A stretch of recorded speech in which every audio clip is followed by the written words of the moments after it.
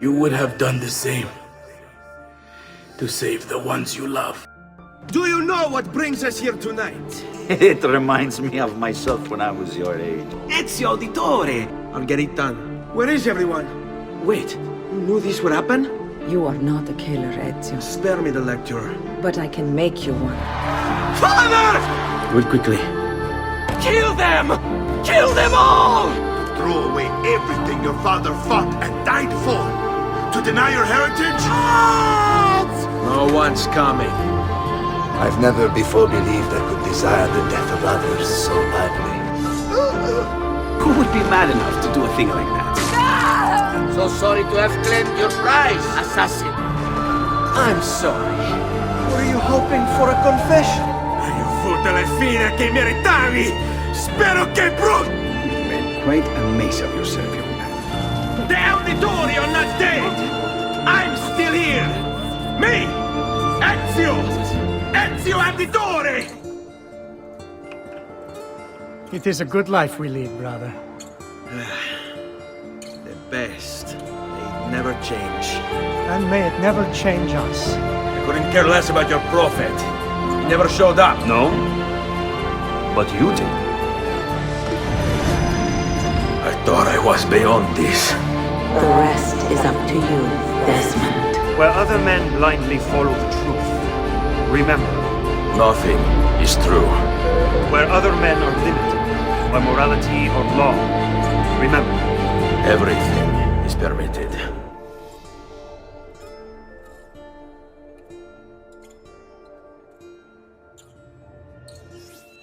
You still haven't told me why you want these. I will. In time.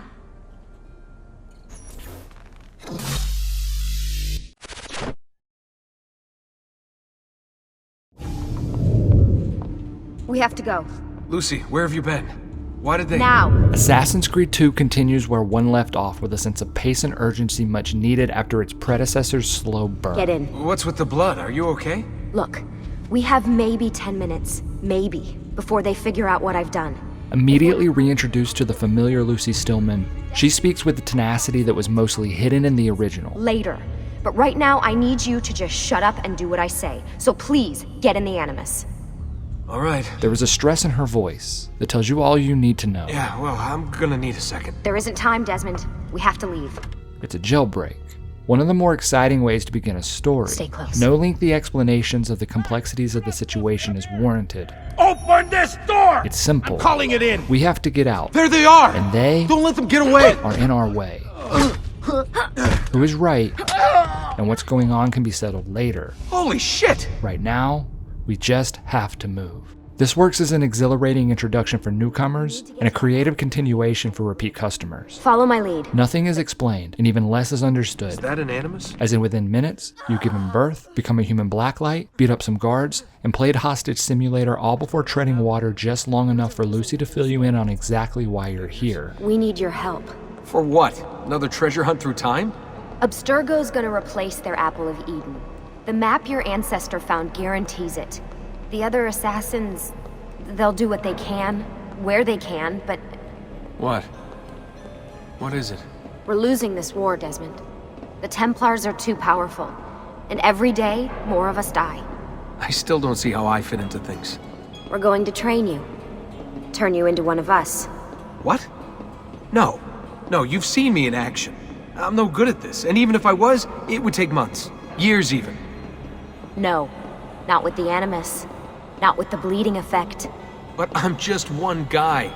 Sometimes, that's all you need. Desmond Miles is an assassin, or at least they will make him one. Years of training, absorbed in a matter of days. You broke me out of Abstergo and brought me here just to make me an assassin? Look, there's more to it than that, but it'll have to wait. Trust me, okay? All right, I'm in. Tell me what you need. Upon leaving the trunk of the getaway vehicle, Desmond is greeted with an abandoned warehouse. Thanks for that. It was great. The pace slows, and now we are given a chance to breathe, a moment to reflect on everything that has occurred. A new protagonist, a new ancestor, a new story. There is a world's difference in character in our new setting contrasted with the sterile whites and grays of the Abstergo lab, promising the viewer that everything in this game will be far more vivid than the last. Speaking of new vivid character, Lucy! You made it! we received 2 more to aid us. God, it's been so long. Indeed. Welcome back. Desmond Miles, was it? Who are you? I'm sorry, where are my manners? I'm Sean Hastings. This is Rebecca Crane. Nice to meet you, Desmond. Right, well, it's been lovely chatting, but if you don't mind, Desmond, it's best we get straight to work. Sean's a prick, and Rebecca's eccentric. Sure, they're tropes. Whoa! The memory core! This is amazing. With their data, things are gonna go a lot faster. The tropes are only a flaw when they're used in the place of good writing, and that could not be said of these 2. I take care of Baby. It's my job to keep her up and running. Baby? You mean the Animus? Actually, I prefer Animus 2.0, since Baby's twice as awesome as anything you'll find at Abstergo. The polarity of the supporting cast bounces so organically that it wouldn't have seemed out of place in a popular TV show. This stuff, Desmond. Oh, this stuff is nothing special, really, this stuff. It's just the stuff that keeps our entire operation from falling apart, really. It requires a great deal of concentration to keep it all moving, so you'll forgive me if I don't have time to play meet and greet. Sean's condescension contrasts Rebecca's optimism and lighthearted banter that masks the looming angst engulfing Lucy. We lost 2 more teams last night. That's 8 more of us, just gone. The trio expresses a spectrum of personality that fills in what Assassin's Creed 1's modern day lacked. It feels rather human. Everything at Abstergo. It was just... I wasn't ready. What's done is done, Desmond. You're here now, and that's what matters. From the color to the character, this opening scene makes the player feel comfortable despite the unpredictable circumstances, like a family, siblings bickering. What a professional approach. Leave him alone. Well, you'll forgive me if I want to get some actual work done. Madness, isn't it? Sean, please, that's enough. A mother worrying. I don't know what to do anymore. It just keeps getting worse and worse. Unbeknownst to us, family will soon become an important theme of this new story. Sorry to barge in on you like this, but it's getting late and we will... Hey, you okay? The amount of care that went into crafting these newfound characters unfortunately highlights the lack of such in Desmond. Oh, really getting out of here, huh? Abstergo's got some fucked up interior decorators. He has remained rather remarkably dull despite escaping Abstergo's clutches. He serves as an empty vessel for the player to experience the world through. Eventually, we will need to see his personality arise. Even in these few quick minutes, we have laid the groundwork for his development. After what those Templar bastards put me through, I'm ready, willing, and able. Desmond is a fish out of water, so I'll excuse his lack of uniqueness for timidness. He is led, not joined in his escape from Abstergo. Lucy, what do they need with all of them? Desmond, shut the fuck up. And his combat skill is unrefined to say the least. We are given no prompts to aid us in this fight. Those with experience may already be aware of what to do. Others can spam the controller until they figure out what works. The frantic expectation to play the hero before we have even figured out how to play the game perfectly reflects Desmond's anxiety in this moment. For now, he is a pupil, but the world is counting on him to become a leader, to become a fighter, to become an assassin. You really think this will work? That I'll become an assassin? You already are an assassin. You'll just be better at it. So how does this work? Of course. Deep breath. Ah! Oh, what are you, a tiny child? Sean! Well... Here we go.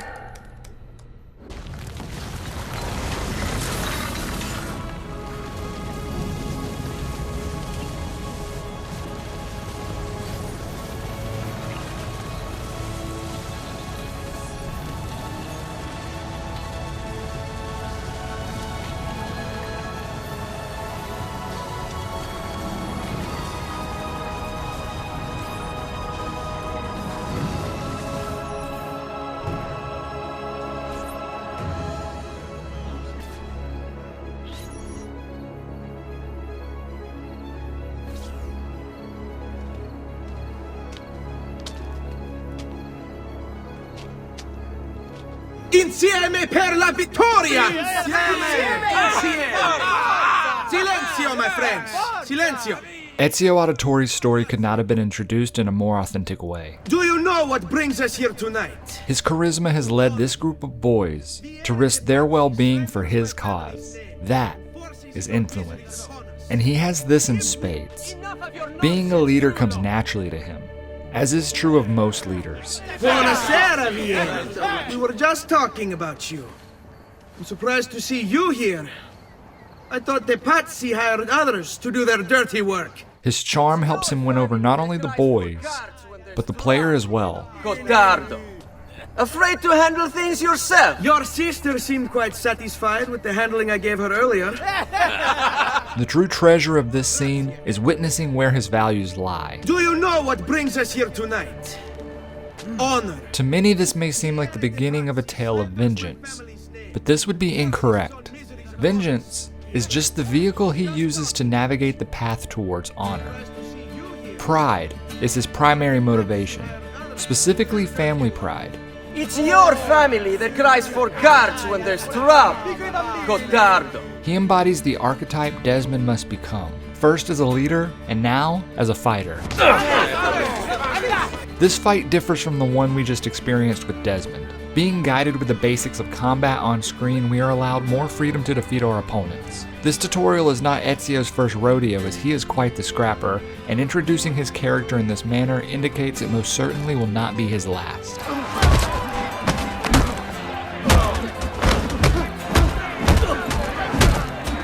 The only thing that can snap him out of his certain victory is the emergence of his brother. Federico! What are you doing here? I wanted to see if baby brother had finally learned how to fight. And? You have style. We quickly see that the older brother has a massive influence on the young man. They both share a blissful indifference for the path their father has laid for them. Just a scratch. Let the doctor decide. It's not necessary. Besides, I've no money for this doctor of yours. Wasted it on women and wine, huh? I'd hardly call it wasted. Lend me some florins then. Or have you done the same? We fill our pockets as Federico introduces us to the first of many new features, looting. It's a rather abundant yet inefficient means to collect wealth, but the introduction of an economy system at all is where its implementation succeeds. Much like Ezio follows his older brother spiritually, we follow him physically across the Florentine rooftops as we get the first taste of parkour. Much of what made the premier Assassin's Creed a hit is retained, but some things are omitted, such as vaulting and absolute direction control. In return, we get a bit more of the free-flowing running motion, but it's not perfect. The climbing is slow if played monodirectionally, but only works to encourage the use of other more dynamic paths upwards. The economy system is expanded as the money we loot is traded for medicine. The medicine we purchased refills our health. Fratelli Auditori, why am I not surprised? The health system attaches the player to the well-being of Ezio far more than the automated synchronization system of Assassin's Creed 1. You must help him. That pretty face is his only asset. Fottiti. We should head home, Ezio. Father's sure to be wondering where we've gone. Yes, and I'd rather avoid a lecture. Up for a little race, then? To where? Roof of that church. A lot is taught in just a few fleeting moments, which highlights the skill of the writing as we are distracted by the camaraderie between the two brothers. Ascending the rooftops once again, this elevates the comfort and the carefree nature supplanted into the player to new heights. We know it must come crashing down, but for now... Come on then, this way. Where are you going? We are distracted by the moment. It is a good life we lead, brother. The best. May it never change. And may it never change us.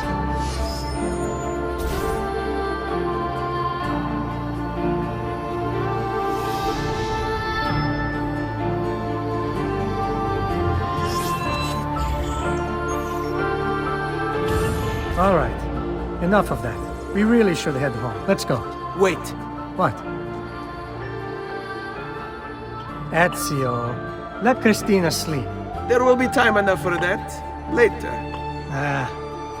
The title leads us into a viewpoint prompting us to synchronize. Our map becomes clear, and this new world is now open to us. Our run-in with DePatsy has Vieri set his goons around the city to cut Ezio off as he moves about. Keep looking!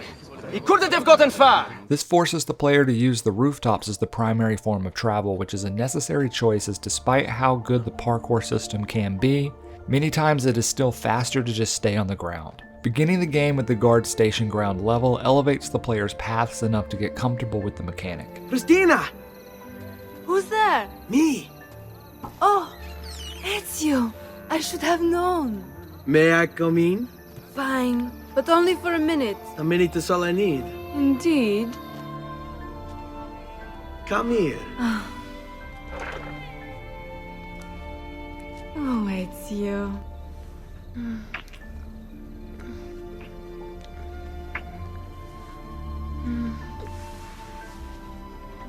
Oh, it's you.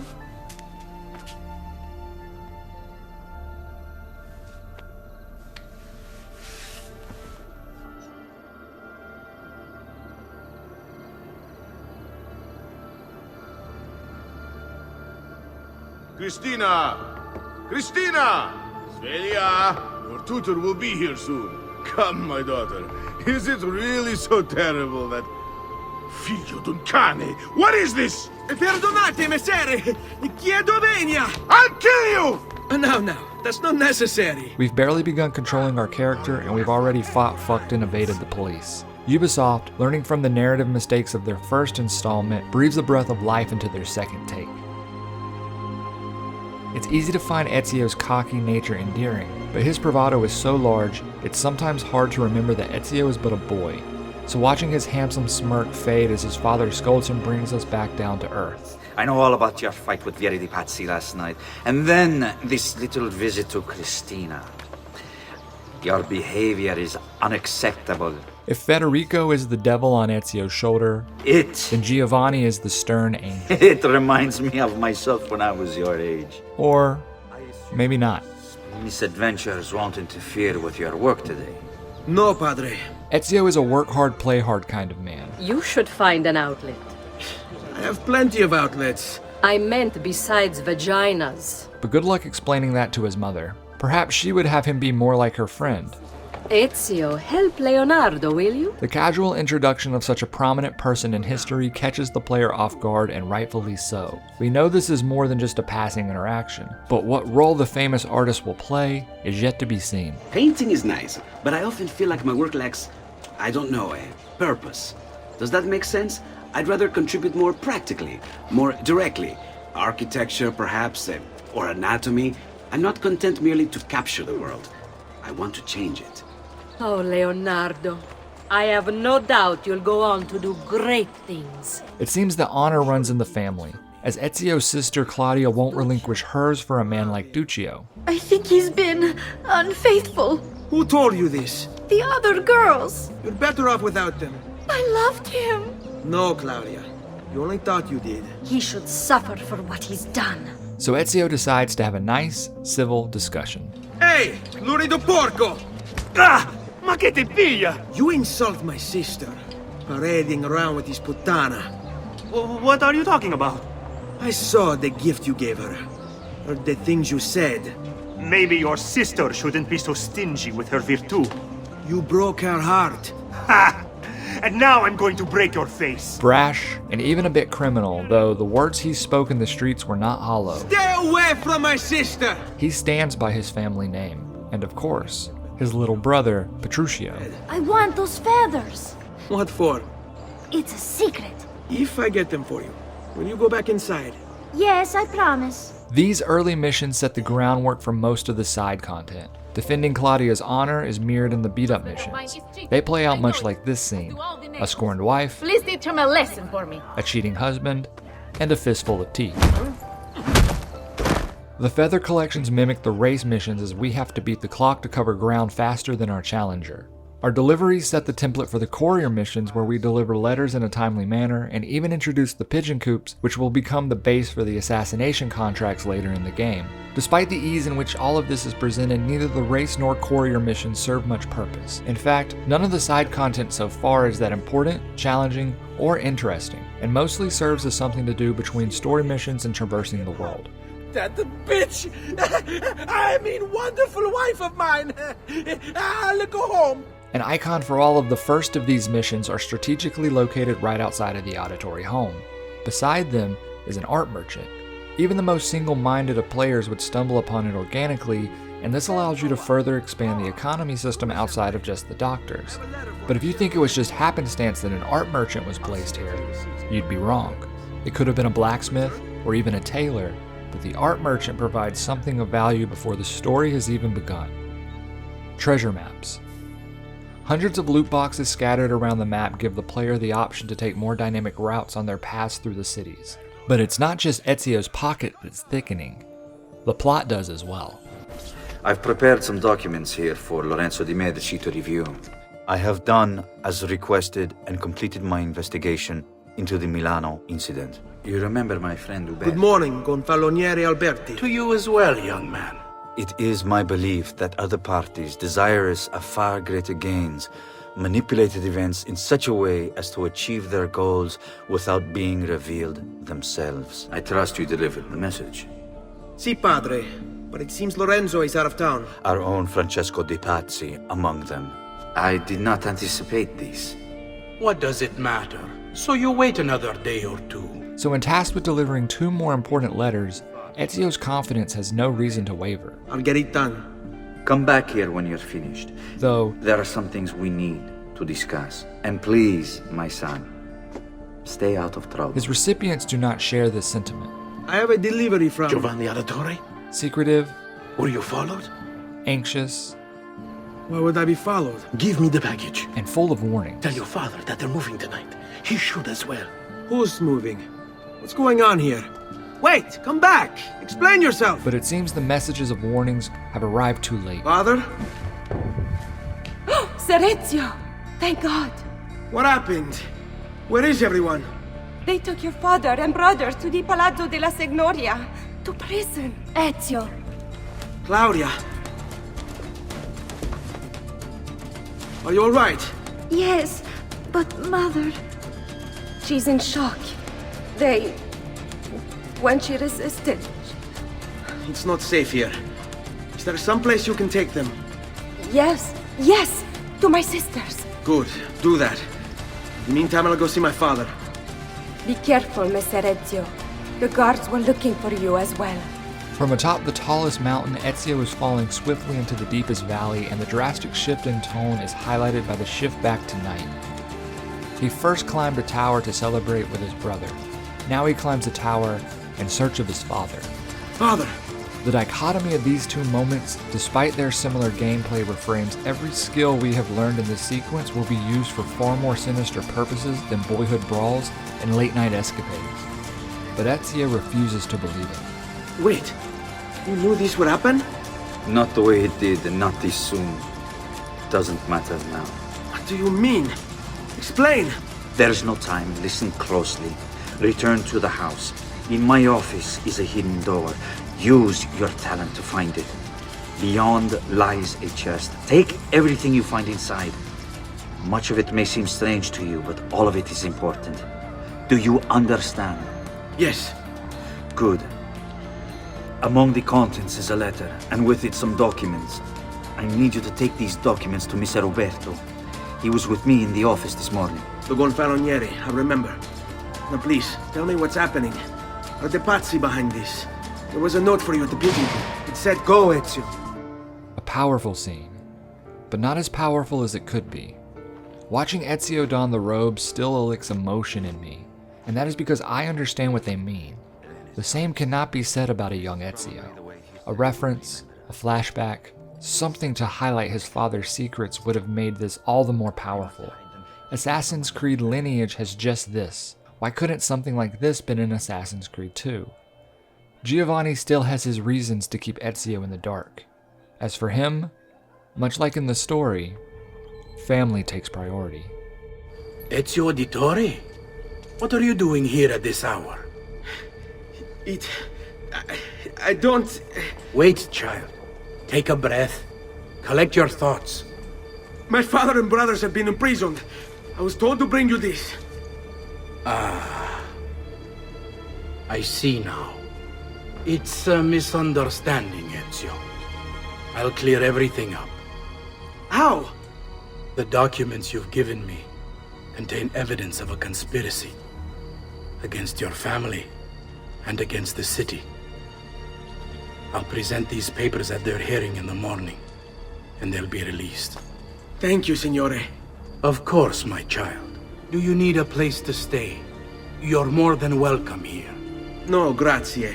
I'll meet you at the piazza. Don't worry, Ezio. Everything is going to be fine. Giovanni Auditore! You and your accomplices stand accused of the crime of treason.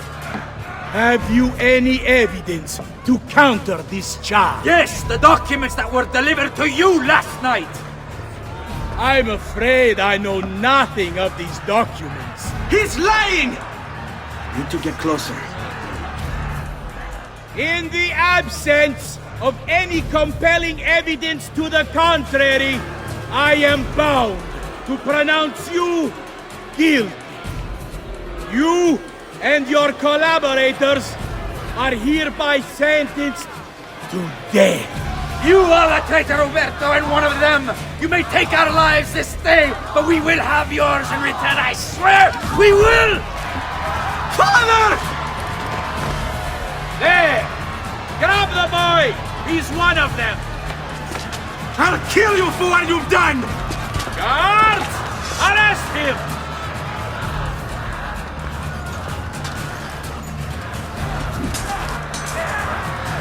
Abatetelo. You better run, boy. And fast.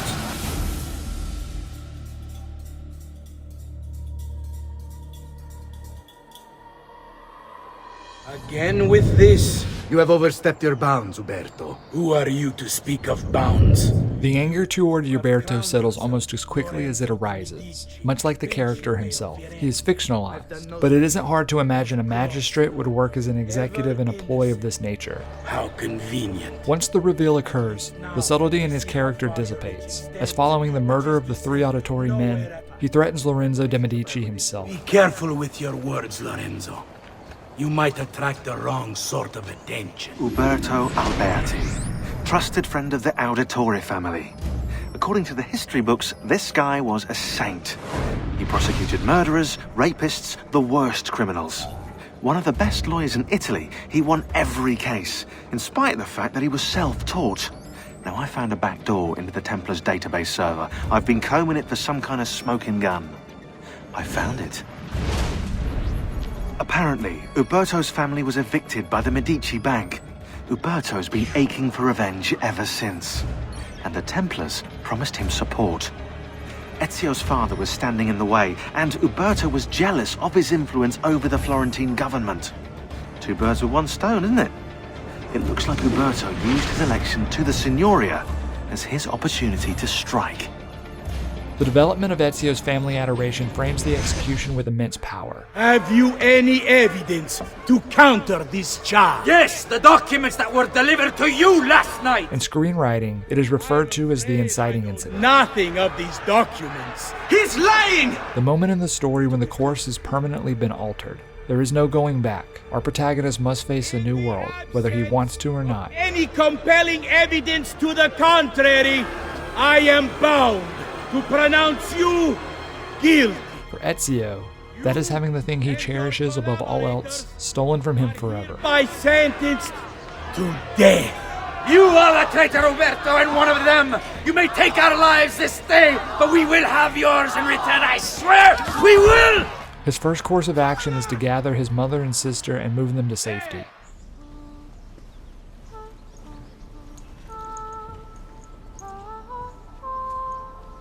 I think we have the wrong building. No. No, this is it.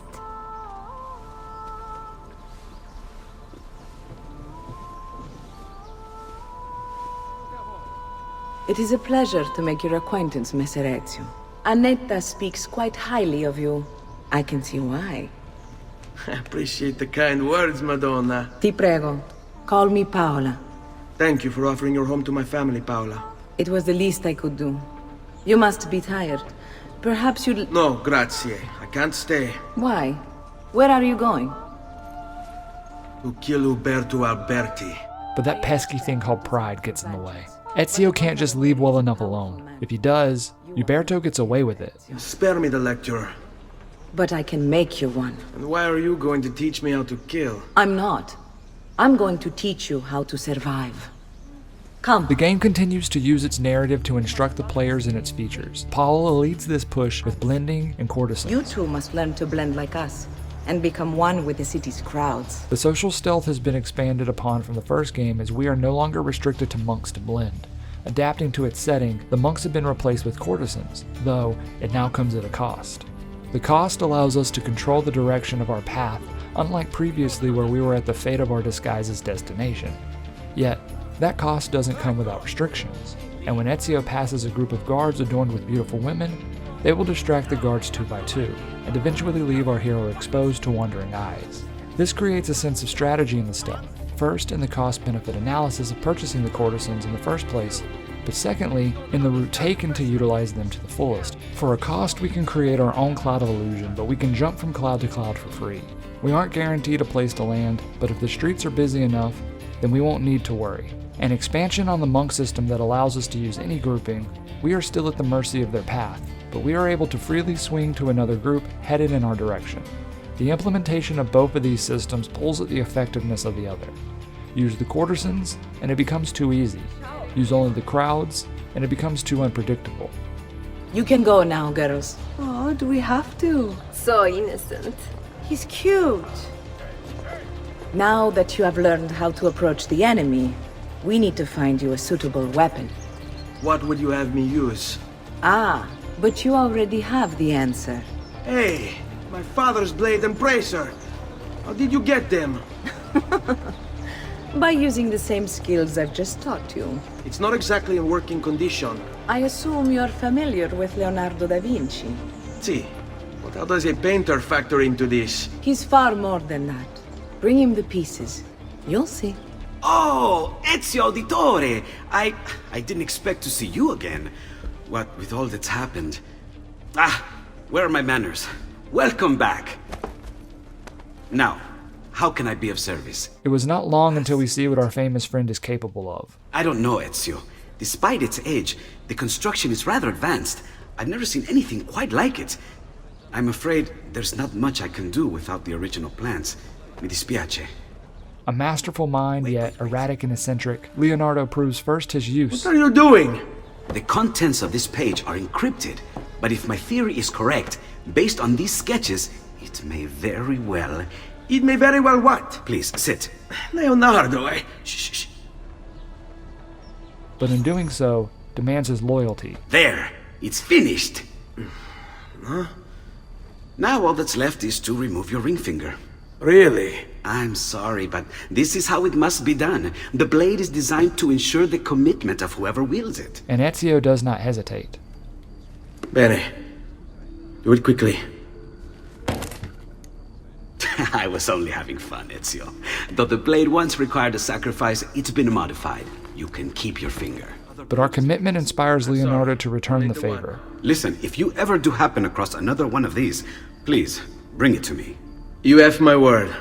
And thank you for fixing this. By order of the Florentine Guard! Open this door! Just a moment. Wait here. A witness claims to have seen you consorting with an enemy of the city. What? Me? Consorting? Preposterous. When was the last time you saw or spoke with Ezio Auditore? Who? Da Vinci has no reason to protect Ezio. No reason to not just turn him in, but chooses to take a beating for a man he barely knows. Perhaps this will help to clear your head. Ezio's first true assassination is a nameless guard to save a friend he did not yet know he had. Grazie, Ezio. Sorry about that. Bring it inside and put it with the others. Others? The city gives them to me for research. Thank you, Leonardo. For everything.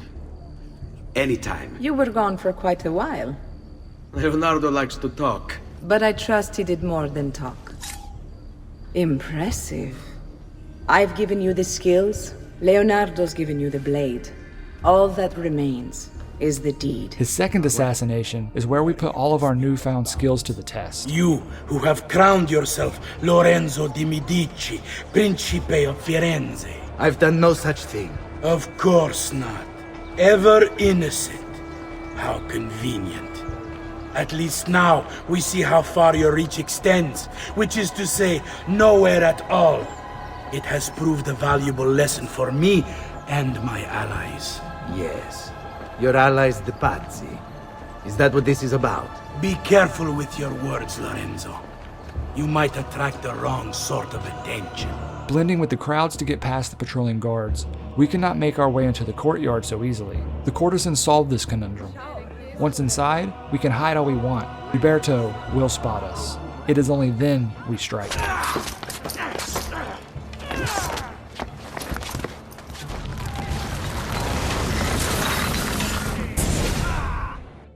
You would have done the same.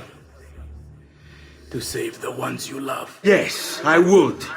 And I have. The Auditori are not dead! I'm still here! Me!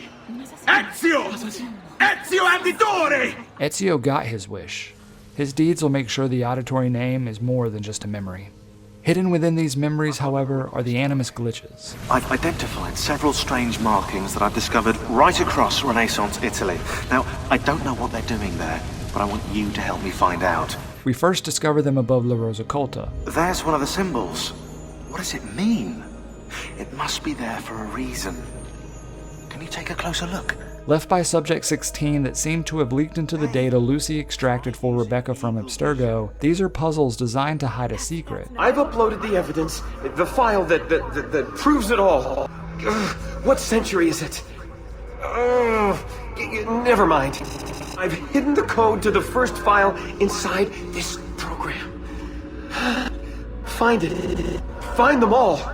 And along the way, you'll begin to see the truth.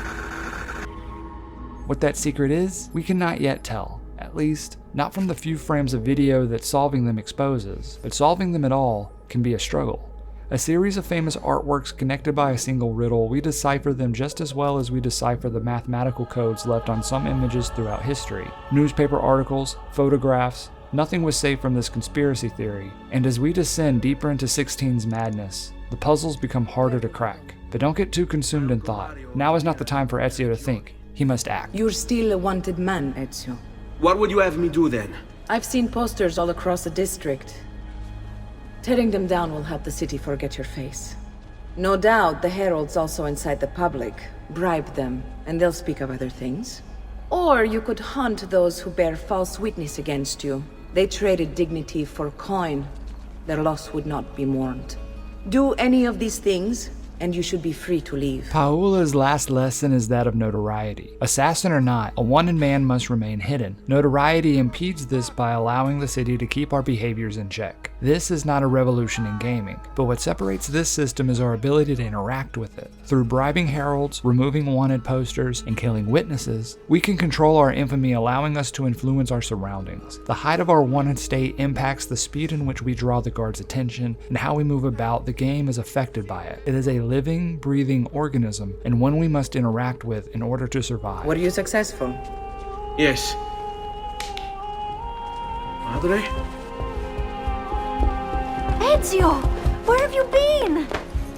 They wouldn't let us leave. And Mother, oh, she hasn't spoken a single word since we left the house. Father will need to sort things out. Where is Father? And Federico? And Petruccio? Something's happened. What do you mean?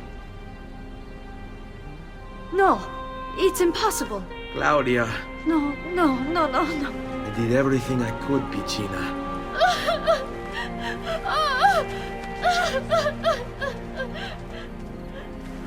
Listen, right now what matters is getting us all someplace safe.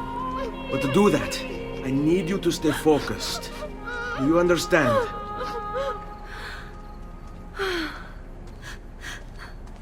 Good. Will you watch over Mother for me? Taking the lives of those who cross him comes easy. What's harder is giving those scorned a path to a new one. Then we are ready. Thank you again for everything. Stay safe, Ezio. Stay vigilant. I suspect the road ahead is yet long. Ezio's outburst in Florence does not go unnoticed. Buongiorno, Ezio. If he had not proclaimed his presence, Vieri may have never known of his absconding, and would have never been on his way to Montergione to cut him off. What do you want, Vieri? So many things. Ezio's flamboyant nature will be one of the first things he must correct if he hopes to lead his family to safety. A prettier bride? Oh, and yes, your life. Vieri di Pazzi. The youngest member of the second most notorious Florentine banking family, this kid knew how to burn right through his father's money. Outside of spending sprees involving weaponry, exotic animals, and clothes, he was fiercely competitive. Vieri hosted races of all kinds: boating, horseback riding, running. All of them rigged, of course. And get this, if through some amazing stroke of luck he ever lost, he'd invite the winner's entire family over for a victory dinner and serve them a meal to die for. He is meant to represent the antithesis to Ezio. When Ezio charges, he runs away. When Ezio fights to uplift his family name, he fights to tarnish the names of others. And do not spare the women! What sorcery is this? Not sorcery, boy. Skill. Show yourself! As you wish. Here, use this. Mirroring the punches Ezio threw earlier, he now wields his sword to defeat Vieri's goons. It's one thing to have a dozen men willingly receive an ass-kicking at your command, but Vieri leads them all to their deaths for personal quarrels. Kill them! Kill them all!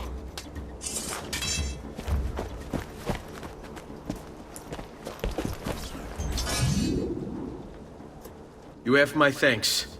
Keep the sword, Ezio. Do I know you from somewhere? Don't you recognize me? It's a me, Mario! In Ezio's mind, Montergione is but a pit stop, but Mario has other ideas in mind. I heard what happened in Firenze. Terrible. Come, let's get you all away from here. You should go and outfit yourself. My men in the market are expecting you. Return here when you're finished, and we'll begin. Begin? Begin what? I thought you'd come here to train. No, Uncle. I came here to escape Firenze. And I intend to take my family further still. But what about your father? He'd want you to finish his work. What work? My father was a banker. Wait, he did not tell you? I have no idea what you're talking about. Ma che me combini, Giovanni? Understanding Mario's concern for our swordsmanship, it doesn't map onto the gameplay whatsoever.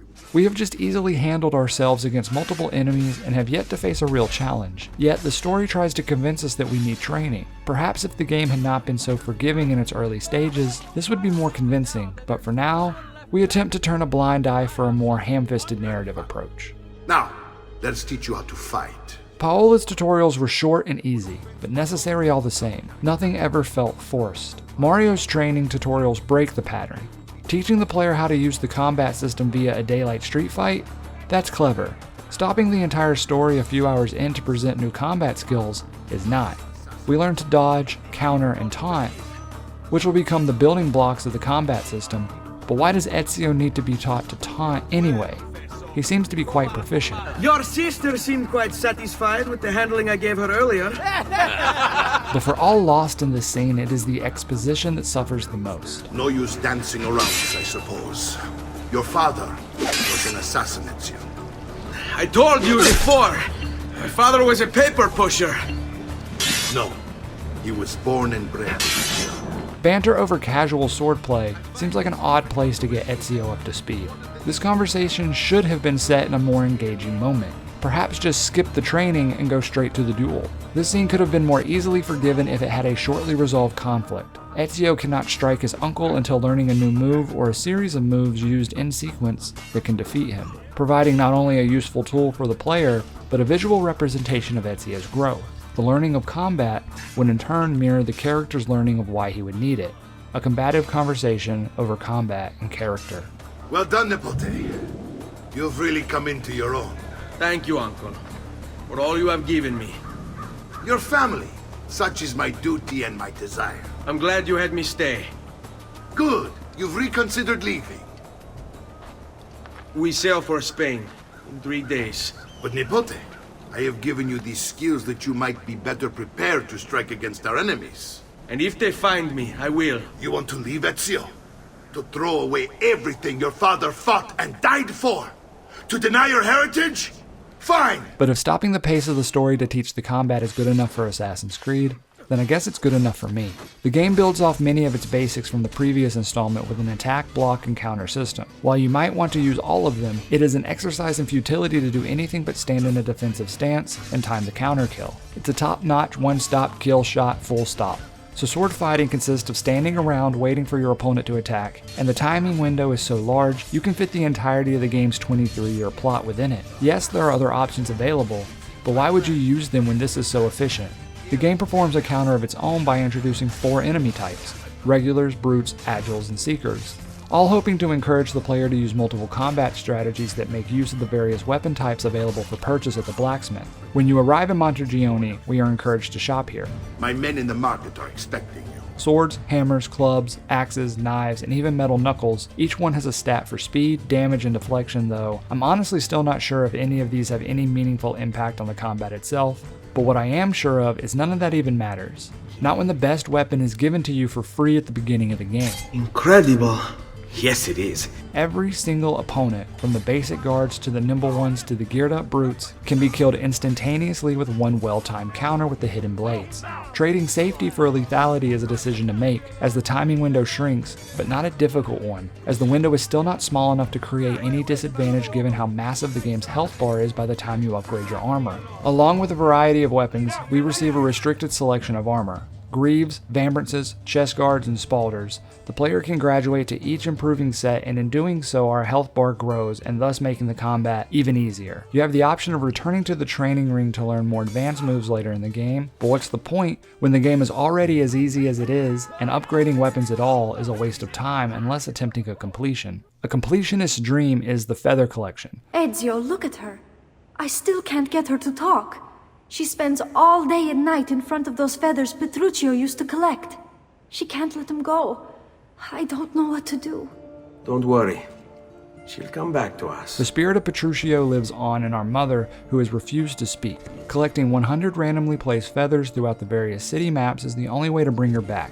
There is no map to purchase or discovery method for these feathered treasures, making them all nearly impossible to find without Googling the answers. At least there are rewards for it. I've seen you bringing Maria the feathers. I appreciate what you're trying to do for her, but you have to face facts. It's not working. Maybe you should focus on more important things. I've had a new weapon made for you at the blacksmith's. You can go pick it up whenever you want. At 50, you get a new sword, which, as I explained before, is relatively meaningless. At 100, you get a cape, which does nothing except give you permanent notoriety in Florence. It may seem like a waste of time on the surface, but if we keep digging, we can find the gold. Thank you, Ezio, for not forgetting about. But don't forget about why we've come here. Taking responsibility. Pieri troubles you because of me. Saving our family. The catch is that Mario is family too, so Ezio is never truly capable of abandoning his uncle. Wish to help. Va bene. Then listen close. First, we must find a way inside the city, though it seems Vieri expects us. He has sealed the gates and sent his men to guard them. Fortunately for us, the city is larger than his host. The southern gate suffers for it, so this is where we'll strike. He more than answers the call, as he leads the infiltration into Tuscany. Now to find Vieri. It's settled. Vieri, you will remain here to coordinate the mercenary. Francesco will organize our forces in the city and send word when it's time to strike. Jacopo, your job is to calm the citizens once the deed is done. What of that ubriacone Mario? He continues to harass my forces, and I fear he'll discover what we intend. He's always been trouble. Just like that bastardo brother of his. Then let me reunite them, father. There will be plenty of time to clean up the refuge when we're finished. The board has been laid. Now, the piece is set. But who is the king? We've seen him before. May the Father of Understanding guide you. May the Father of Understanding guide you. And we will see him again. But now... Comandante! What? Mario Auditore has invaded the city. He comes for you. Then let's not keep him waiting. Is our chance to strike at his second pawn.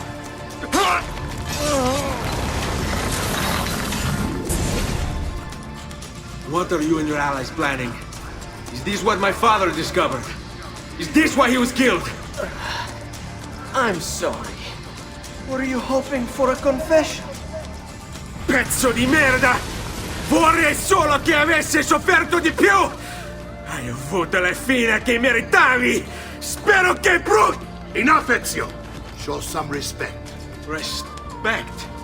After all that's happened, do you think he would have shown either of us such kindness? You are not Fieri. Do not become him. Che la morte ti dia le pace che cercavi. Requiesca in pace. Mario is not a father figure, nor does he pretend to be.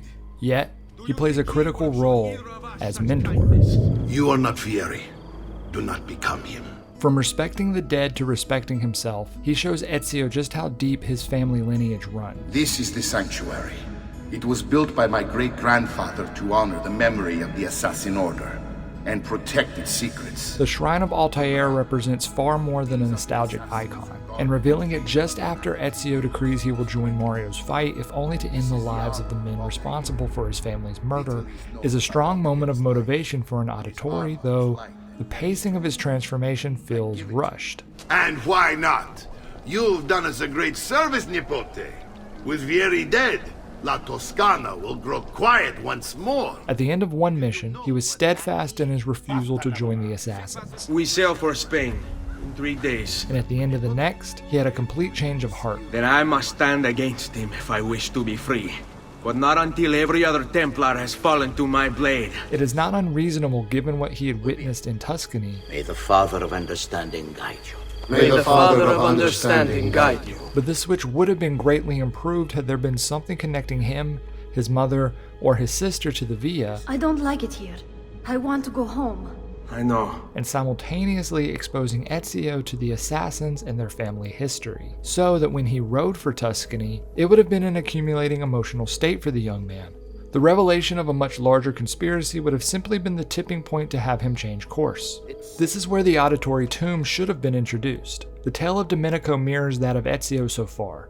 A murdered father, a murdered mentor, trained, nay, destined to become an assassin, only to have his wife raped and murdered in front of him by Templar pirates. A quest to end them and in turn save the people became his purpose, and he is passing that torch on to all Auditores who come after him. This puts Mario's outburst into perspective.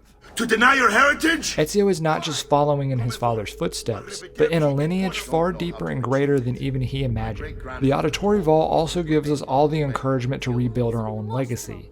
And what better way to start than the Auditore Via? He's making me work! If Father was here, I'd never be stuck behind a desk like this. And what are the terms of this supposed enslavement? Since someone decided we're going to stay here, Zio Mario suggested we try and find the money to repair the villa. Once Ezio is committed to hunting Templars, he takes hold of Montergione. It is a small villa with a doctor, a blacksmith, a tailor, and an artisan.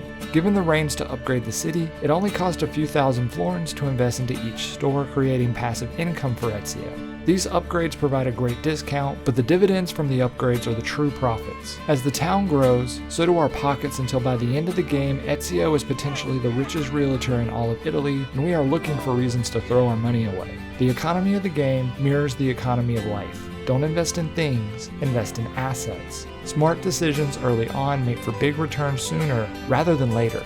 We can renovate the mines, the well, the church, all providing a bit more cash and vibrancy to the booming village. It houses the famous works of art we can purchase to further increase Montergione's value, the armor we no longer have use for as we have moved on to more expensive tastes, the Codex Wall, and of course, the Shrine of Altair where we retrieve the most legendary armor. There are even small collectible statuettes of Roman gods and goddesses scattered around the residential streets that provide a physical incentive to explore if curiosity doesn't do the job. It doesn't seem like much, but the player grows to see this as their own home. Unfortunately, once we begin to settle in, it is time to leave.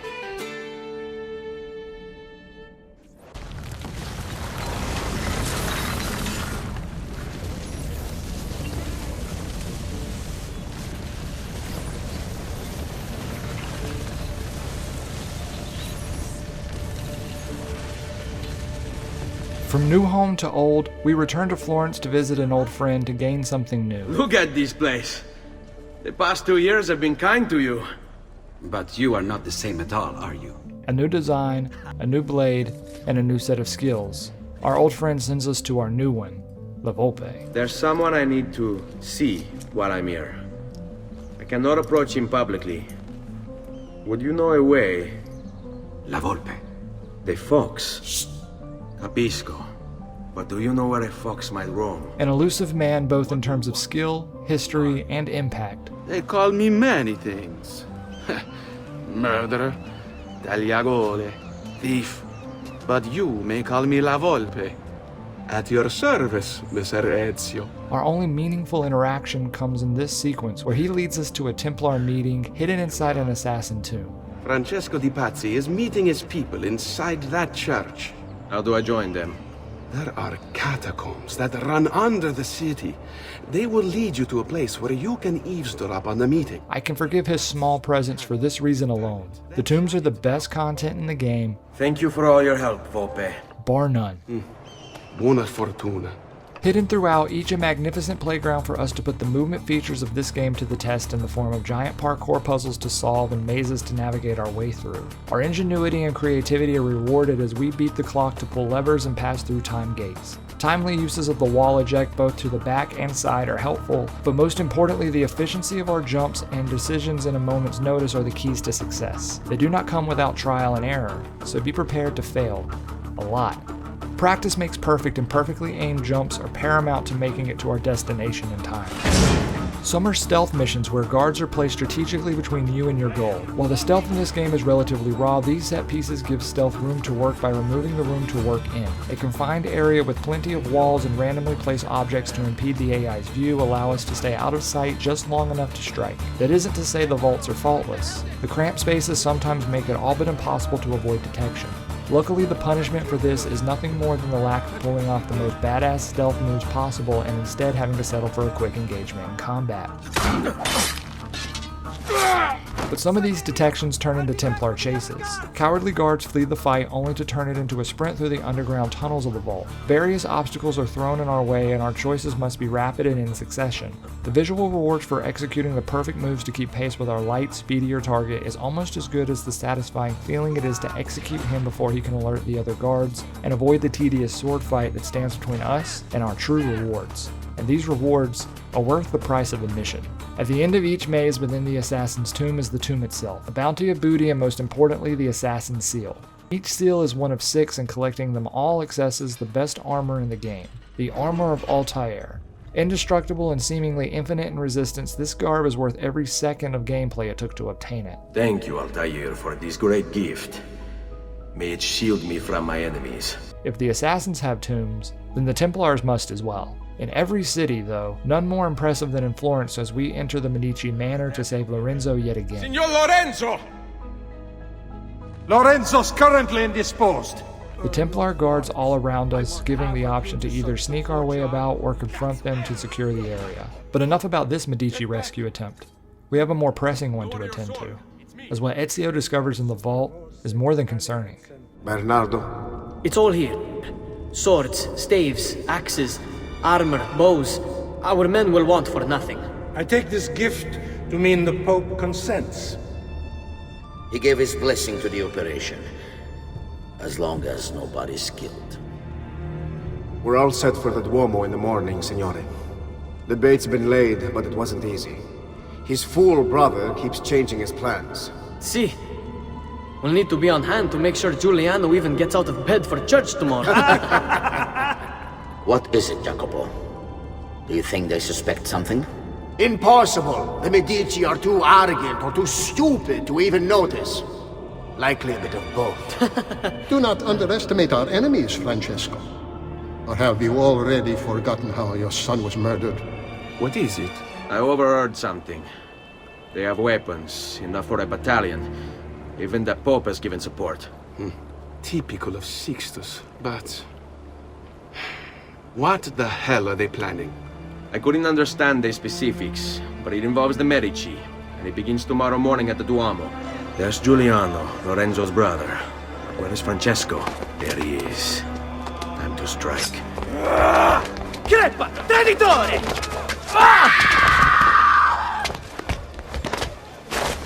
Giuliano! No!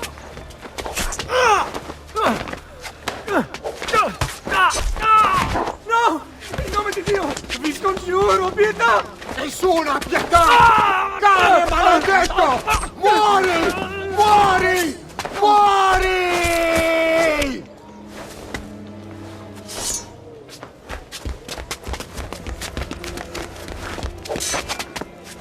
Your day is done, Lorenzo! Your entire family dies by my sword! Francesco de Pazzi. Brought up as a noble in a city captivated by the newly rich Medici family, Francesco was taught to hate the middle class and its social climbers. Dismayed, he watched as the Medici bank eclipsed his own, and centuries of influence over the Florentine government slipped away. It looks like the Spaniard offered him a solution. Rather than compete in something as dirty as banking, Francesco only had to do one thing for the Templars, one thing to put the middle class in their place for good. Kill the Medici. Giovanni Auditore tried to stop Francesco by putting him in jail, but the Templars took care of that. You saved my life. It's nothing. But the man who did this to you has to pay. Not now. I need help first. To my home. People I trust there. Lorenzo brings a stoicism to Florence that no doubt was a major influence on Ezio's development. Even in his shock and despair of the attempted assassination on his life, he keeps his head about him. I am in your debt. He is grateful to those who aid him, especially the son of Giovanni Auditore. You are not the only one who lost a brother to the Pazzi. My name is Ezio Auditore. You're Giovanni's son. Your father was a good man. He understood honor, loyalty. We learn early on just how much he respected Ezio's father, so it is to be expected that we would return that respect. Then my survival would mean nothing. I have to... Francesco de Pazzi. Help save our city, Auditore. Kill him. As Vieri de Pazzi is the antithesis to Ezio, Francesco de Pazzi is the antithesis of Lorenzo. While de' Medici is composed and diplomatic at all costs, Francesco is deranged and overly aggressive. He attacks in broad daylight. He needs Florence to know it was him that killed de' Medici, but not for the same reasons as Ezio needed his recognition. Ezio is a prideful man, but not insecure. Sometimes, to those who do not know better, they can appear the same, yet they are both faults of their respective characters.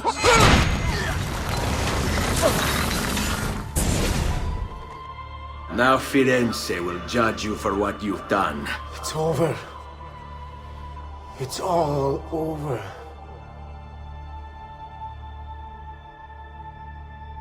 Meglio essere felici in questa vita e aspirare a esserlo nella prossima. Requiescat in pace.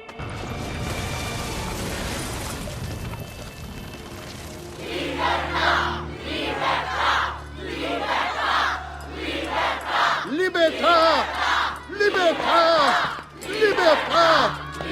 Popolo e libertà! Libertà!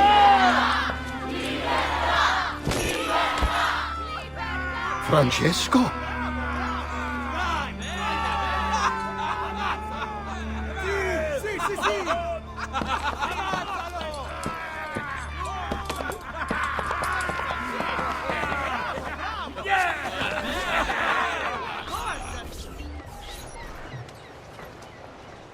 When I was 6 years old, I fell into the Arno. I soon found myself drifting down and into darkness. Certain my life was at an end. Instead, I woke to the sound of my mother weeping. At her side stood a stranger, soaking and smiling at me. My mother explained that he had saved me. And so began a long and prosperous relationship between two families. Yours and mine.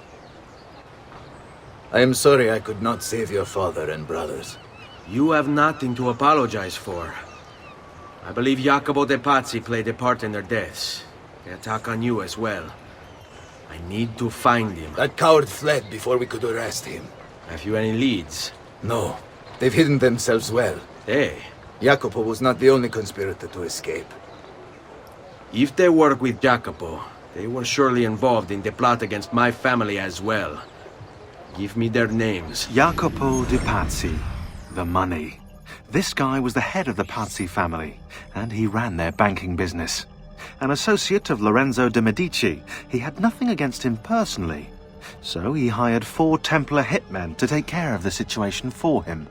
Bernardo di Bandino Baroncelli. Brought up to hate the Medici family for the exile of his cousins, Baroncelli ran the numbers in the Pazzi bank by day, and murdered for the Templars at night. It was Baroncelli who delivered the first blow. Stefano de Bagnoni. Known for his cruelty, Bagnoni was trained in Rome as a Templar butcher. It was Bagnoni who stabbed Lorenzo de' Medici in the back. Antonio Maffei.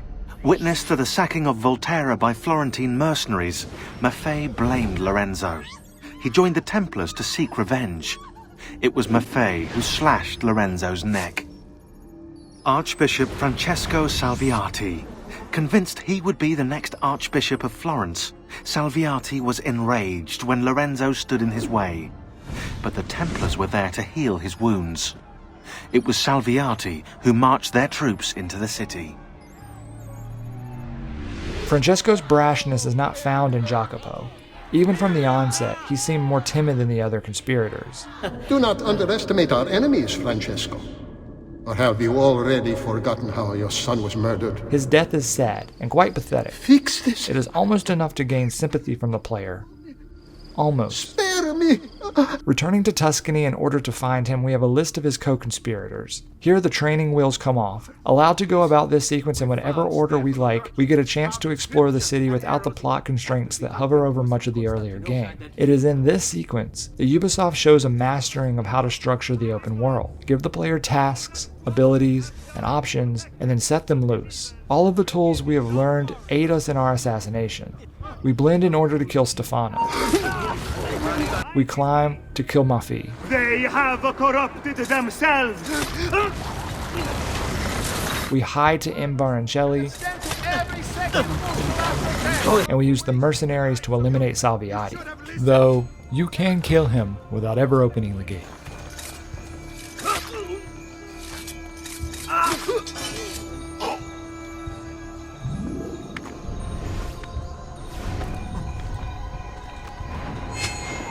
You're finished, assassin! It is the perfect culmination of all the resources at hand that make us truly feel like an assassin. Even Ezio's interactions in the assassination corridor highlight the aforementioned growth. Have some respect for death, my friend. I'll show you respect. No, I will. Che tu possa al fine trovare riposo, nel corpo e nella mente. Requiescat in pace. There is a newfound respect for death. He treats these men not as evil, but misguided. Their deaths are but a necessary part in the greater game being played, and his sympathies are present. Where is Jacopo? Nothing to fear, I suppose.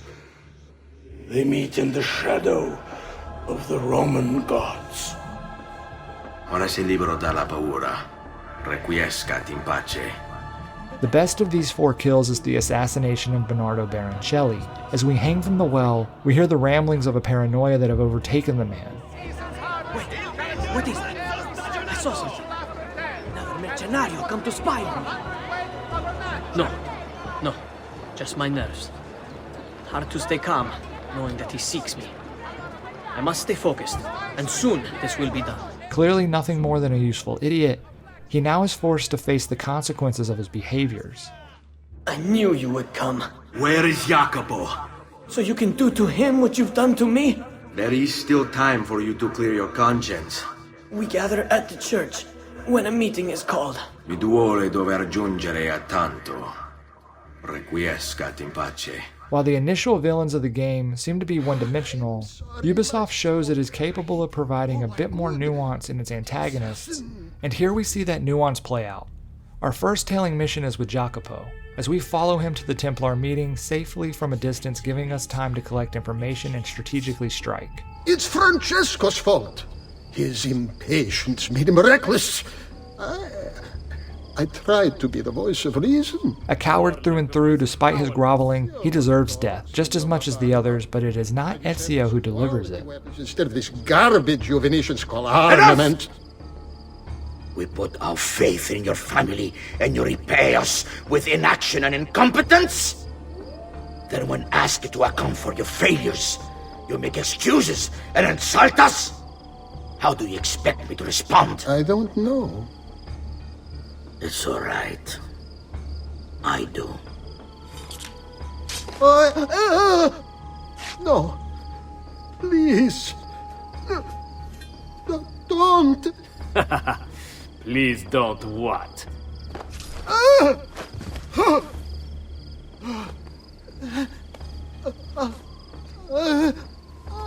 I can fix this.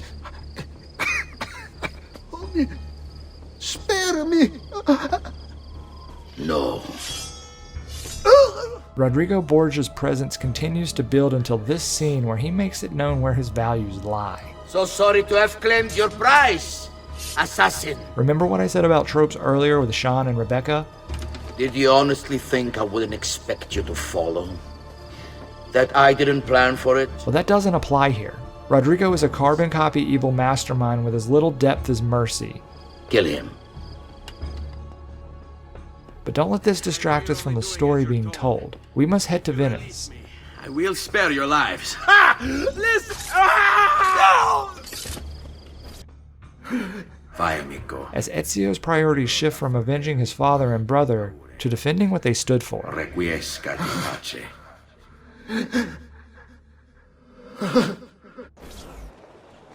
The Pazzi are dead. Every one of them. I must admit, I've never before believed I could desire the death of others so badly. Nor I.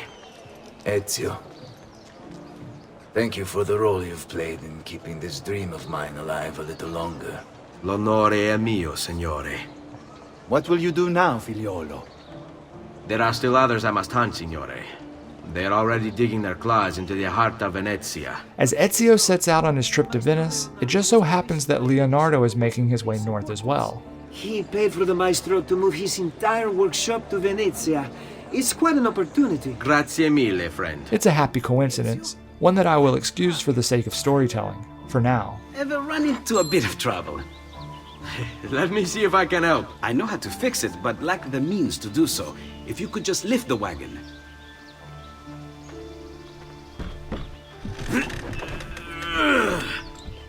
What is this thing? Eh? It looks like a giant bat. Oh, nothing. Just an idea I've been working on. I could not leave it behind. What is it for? Well, I shouldn't really talk about it. Al diavolo. I can't hold it in anymore.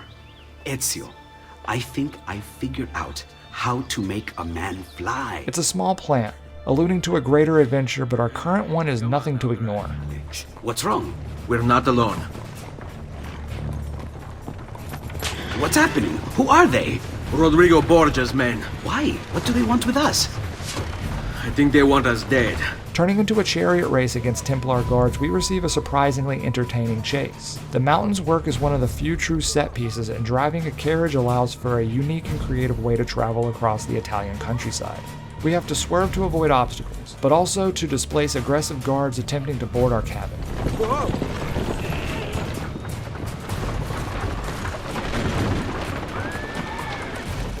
The heat is turned up quite literally as archers fire flaming arrows. Avoiding all of this has to be executed with care, as too much torque causes a toppling of the trolley. Hold on, Ezio! We're almost there!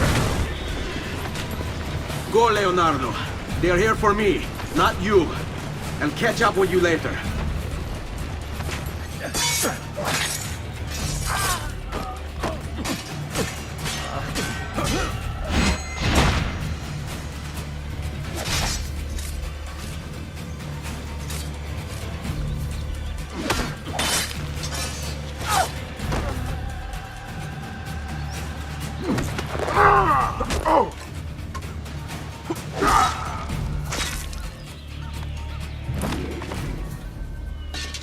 An exhilarating finish settles into a slow simmer as we enter Romagna, and are introduced to Caterina Sforza, in what snaps the olive branch I gave previously to the storytelling in this chapter. Before entering Venice, Ezio discovers he needs a pass. Where's your pass? What pass? You don't have a pass? You cannot enter Venezia without a pass. Who invited you? This is nothing more than an arbitrary reason to introduce the Countess of Forli, who just so happens to be stranded in the middle of the marshes. No reason is given to how she got there, but it just so happens that Ezio is there to save the day, and this just so happens to earn him that pass to Venice. There is perhaps something you could help me with. This scene also works as an introduction to the rowing mechanic, a useful tool as we head for the Venetian canals, but that doesn't save it from scrutiny. A little creativity could have accomplished all of this without feeling forced. In Sequence 12, a DLC, we have to save the city of Forli from the siege of the Orsi brothers. Had we run into these two brothers in the early stages of their ploys to siege the city, and had some small conflict that won over the Countess, then not only does our quest for a pass seem more natural, it also plants the seed of a future potential plot point without needing it to be fulfilled in the original narrative upon release. But instead, we get a scene that was quite literally thrown together at the last second to introduce a character and a city once they realized both had been stripped from the official script. Quite unfortunate, as soon we will learn that that character is far more than just a pretty face. Be careful, Ezio. Do you know who that was? My next conquest. I don't think so, Ezio. That's Caterina Sforza, daughter of the Duca di Milano. Her husband is... Husband? Si, her husband is the Lord of Forli. That woman is as powerful and dangerous as she is young and beautiful. Sempre come una donna per me.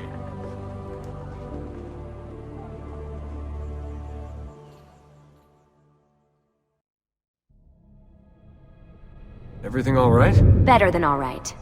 You're making amazing progress. Amazing's quite a strong word. Then why are we stopping? Prolonged exposure to the Animus can have, side effects. Awesome. It's nothing to worry about. You haven't shown any of the symptoms. Symptoms? What symptoms?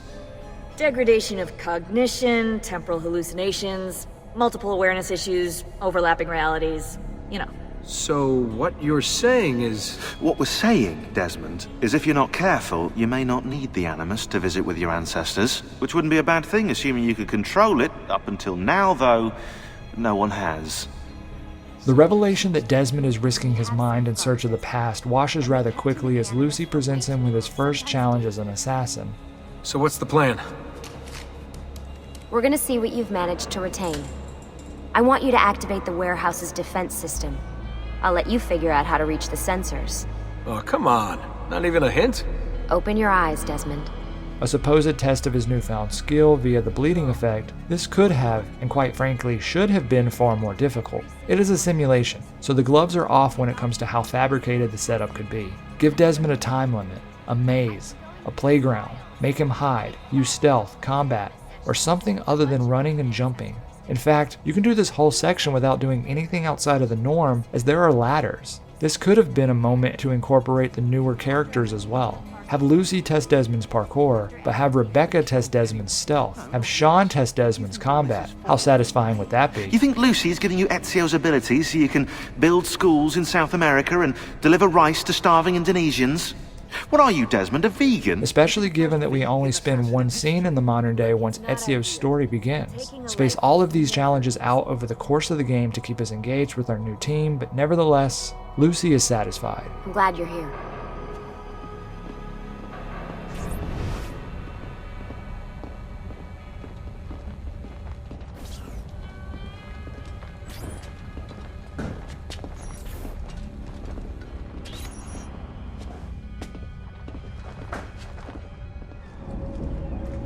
What the hell? What is this? Where am I? It's Acre.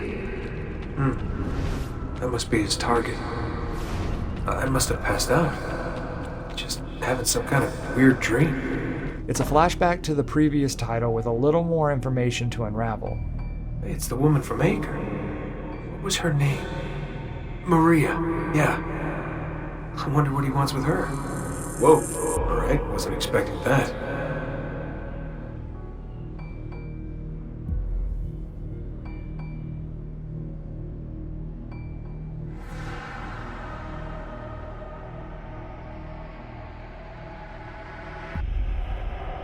Wait a second. Why aren't I following Altair? I'm stuck here with Maria? Oh shit. That must mean This is one weird dream. The culmination of these visions accumulating in a total hallucination of the past provides Desmond and the crew valid concerns, and these concerns seem to be mounting. Sorry to barge in on you like this, but it's getting late and we were... Hey, you okay? Yeah, all good. Weird dreams, that's all. Alright. I'll let you get ready. See you in a few. The pressure is back on to follow where Ezio leads us.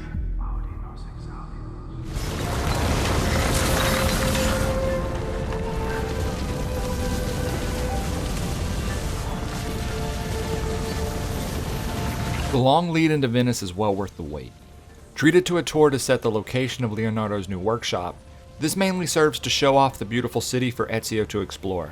Our first stop, the Rialto Bridge.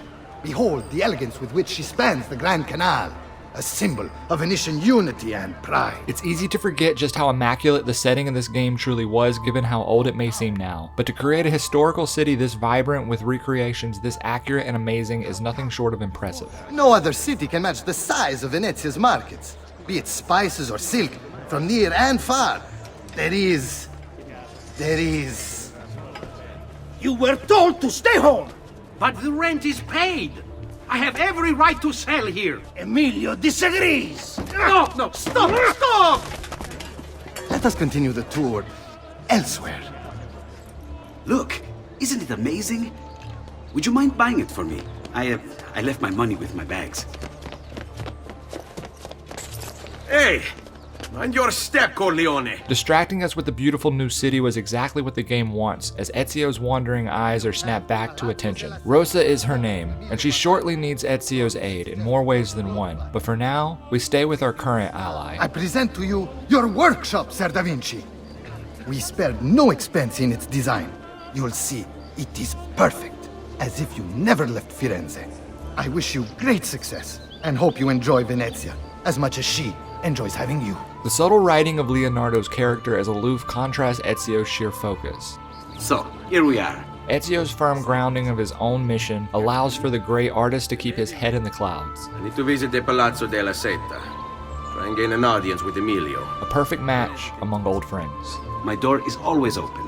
Grazie, my friend. Di nulla. It doesn't take long for Ezio to find a place of belonging in his new metropolis. How best to get inside? I'll scale the wall and... Oh, that's not good. I'll never make that jump. I need to find another way.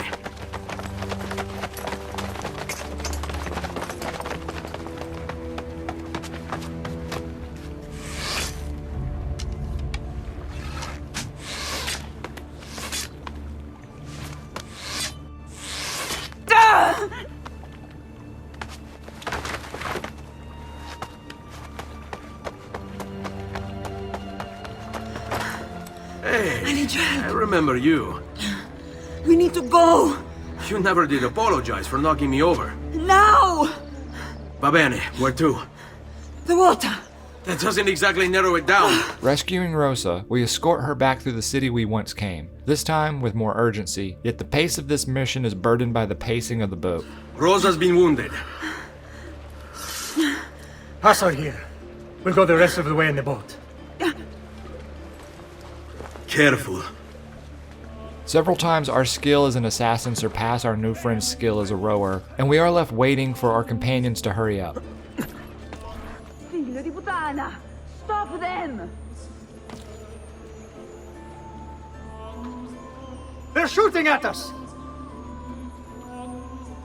Figlio di puttana! Stop them! But we reach our destination nonetheless. Say a prayer later! Porco demonio! I need to see... I need to see Antonio. Ah! Be careful. Let me do it. Go and find Antonio. Ugo, do what he says. Where are we? Home. They've sent for help. Thank you. In doing so, Ezio secures the trust of Antonio. Rosa is most dear to me. If I had lost her... I've always had a soft spot for women in distress. So I've heard. And solidifies it by performing a handful of necessary missions that aid the thieves in their liberation of the San Polo district. No doubt Emilio will use this post to strengthen his defenses and continue his oppression of the district. You may not share our motive, but I know you share our goal. Until now, those that have helped Ezio had no personal conflict to pursue. Somewhat one-dimensional, this dimension is broken by Antonio. For the first time, a major asset to Ezio uses him for a mutual benefit. Work with us instead. Already my men begin to mend today's wounds. Seek them out. They'll put you to work. A wounded swindler becomes a wonderful teacher as Rosa reveals her secrets. Begin in a hanging position. Then jump to the ledge above you. As you reach it, grab it with your hand and pull yourself up. It's simple, but scaling higher jumps jumpstarts a friendship. So? How did I do? I've seen better. Making friends by killing enemies, Ezio kills the traitorous thieves to put Antonio's mind at ease and frees those still loyal to aid him in his schemes. Single-handedly, Ezio has changed the course of Venice, and Antonio recognizes his impact. Your good work has restored us to our former strength, Ezio. We are ready to strike. Emilio Barbarigo, titan of Venetian industry, terror of the underworld.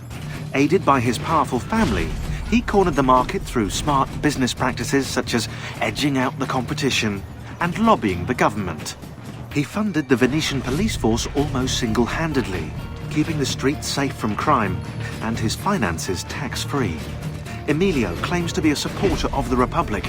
The problem is, once you own the police force, voting becomes, well, inefficient, as does, opposition. Replacing the traitors with the loyal men, the thieves stand guard the Palazzo della Seta as Ezio infiltrates it undetected. A minor setback. It will be dealt with. This povero scemo Antonio and his thieves. Never mind then. It's the assassin you should be worried about. Why? Is he in Venezia? He's been here for weeks. How could you be so blind? Like you, I've been busy. Guardia!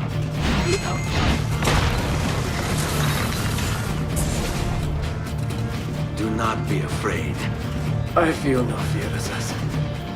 Only regret. I sought unity, stability, order. At too great a cost.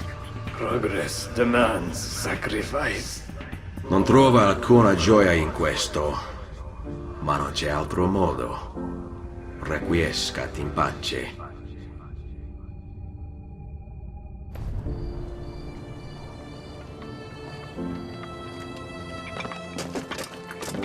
Sorry, I couldn't resist.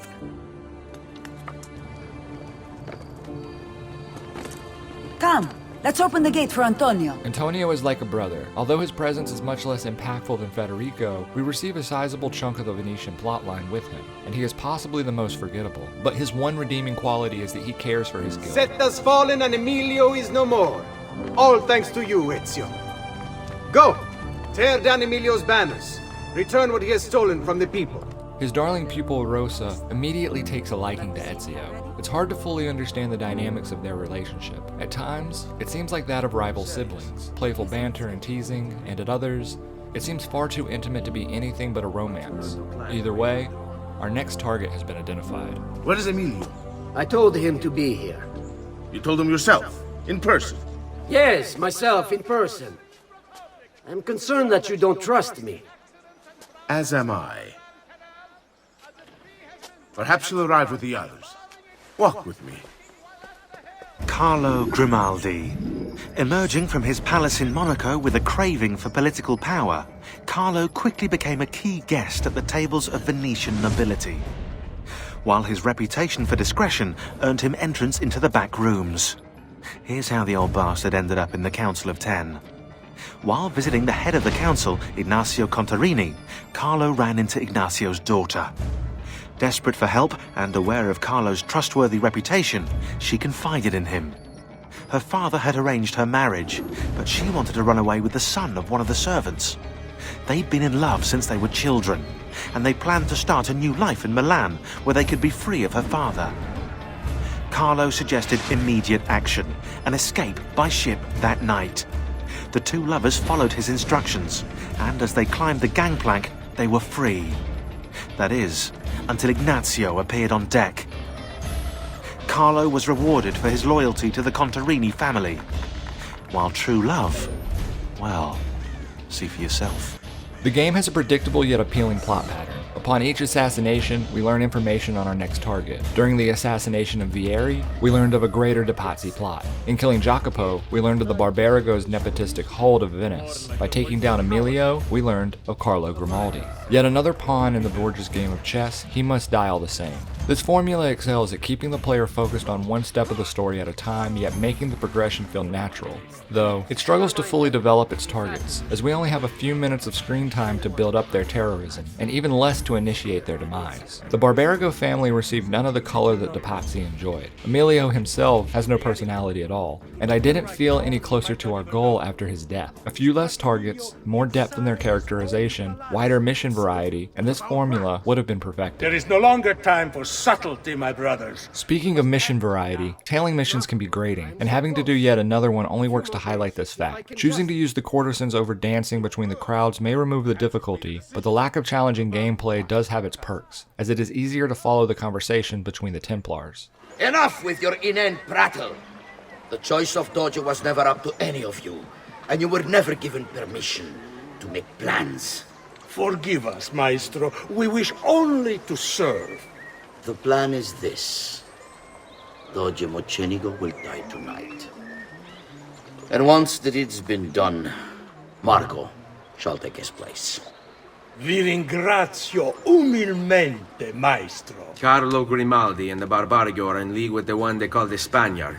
They're going to murder the Doge and replace him with one of their own. They will have all of Venezia, their entire fleet, in their grasp. And they call me a criminal. Then you'll help me. You have me on your side, brother. Don't you understand what I'm offering you, Signore? Listen to me, please. Or this will be your last chance. How dare you? I'm sorry. Mi dispiace. I meant nothing by it. I'm only looking out for your safety. We're running out of time. There's no way through this fence, and there are guards everywhere. It's impossible. There's no way in or out for men. Only birds. Yes, birds. Where are you going now? To see my friend Leonardo. Chekhov's gun is a screenwriting philosophy that states, if in the first act you have hung a pistol on the wall, then in the following one, it should be fired. Can it really fly? So when we traveled through the mountains with Leonardo, it was only a matter of time until we used the contraption he was transporting. It's not ready yet. Have you tried it? No, it's too dangerous. To test it, you'd have to leap off a tower. Who would be mad enough to do a thing like that? Leonardo, I think you just found your madman. We sail the skies avoiding arrows using the raising heat of the strategically placed flames to arrive in style upon the top of the palazzo.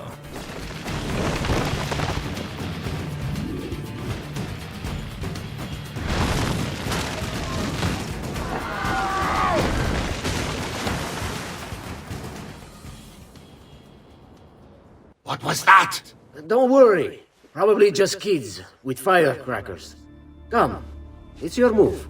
Here, we are challenged with the words that strike fear into the hearts of Assassin's Creed fans everywhere, without being detected. Following such an epic entrance, it is unfortunately this mission that illustrates how flawed the stealth feature in this game can be. Bordering on blasphemy, but it doesn't require the voice of God to realize that stealth in Assassin's Creed 2 is rudimentary at best. There's no crouch button or cover system. Stealth just requires hiding or hanging behind a wall. The crowds and courtesans provide cover when on the city streets, but on the rooftops, there is nowhere to hide. Throwing knives can give some aid, but Venetian guards are well armored and it takes 2 shots to kill. Not surprisingly, a projectile lodged into his ribcage is enough to guarantee an automatic detection. So stranded on the rooftops, we are given the choice of multiple threads to enter the window to save the Doge, but none of our tools make it seamless to do so. Stop!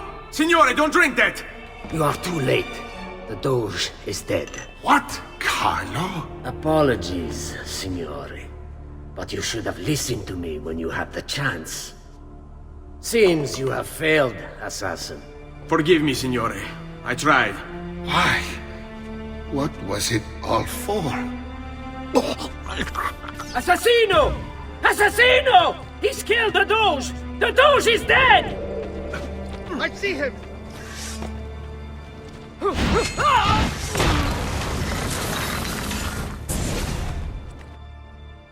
It takes one assassin to kill another, it seems. We kill thinking it's best for us. Do we not, Messer Ezio? I do this not for myself. Compio questo sacrificio per il bene superiore. Requiescat in pace.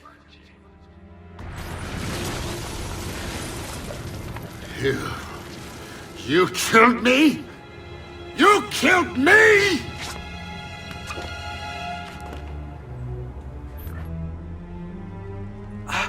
Ezio! Dio mio! You're alive! Is it true?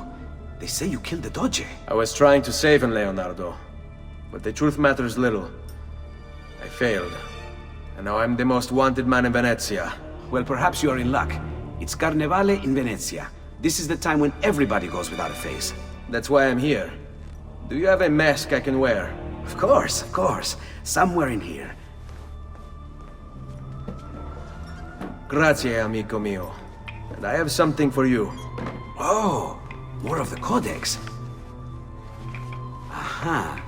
This one's quite complex. It's a new design, my friend.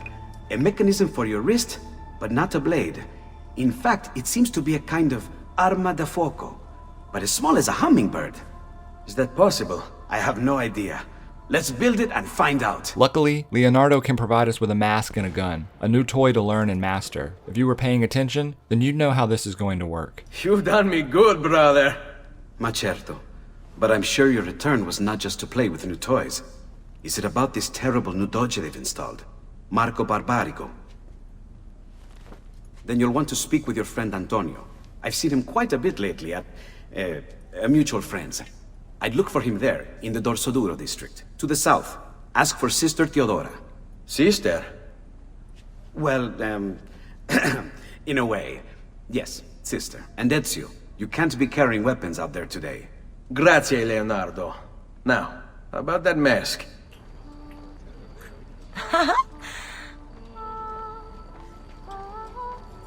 Antonio, we need to talk. Ezio! Ezio Auditore! Teodora! Meet the most talented man in all of Venezia. Madonna. Ah, Sister Teodora. Who I swear is just a slightly modified reskin of Paola. She seems less seductive, but just as sensual. It depends how you understand religion, my son. It's not just men's souls that call for soothing. Come! Join us, Ezio. Have a drink. Meet the ladies. Murderer! Butcher! He sliced Lucia and stole So, her money! Messer Ezio, let's see just how talented you are. After him! Chekhov's gun becomes quite literal, as we use it to stop a crazed killer taking out courtesans. Aiming the gun is automated, which means the player does not have the control over its direction. In range and locked onto our target is fine, but need to stay at a distance? Good luck getting it to line up.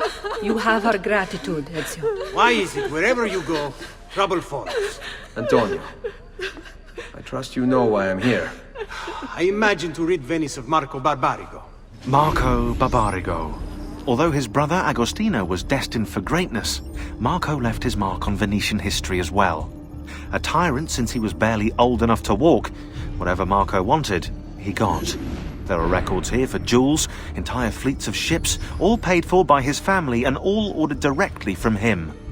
And then there's his personal life.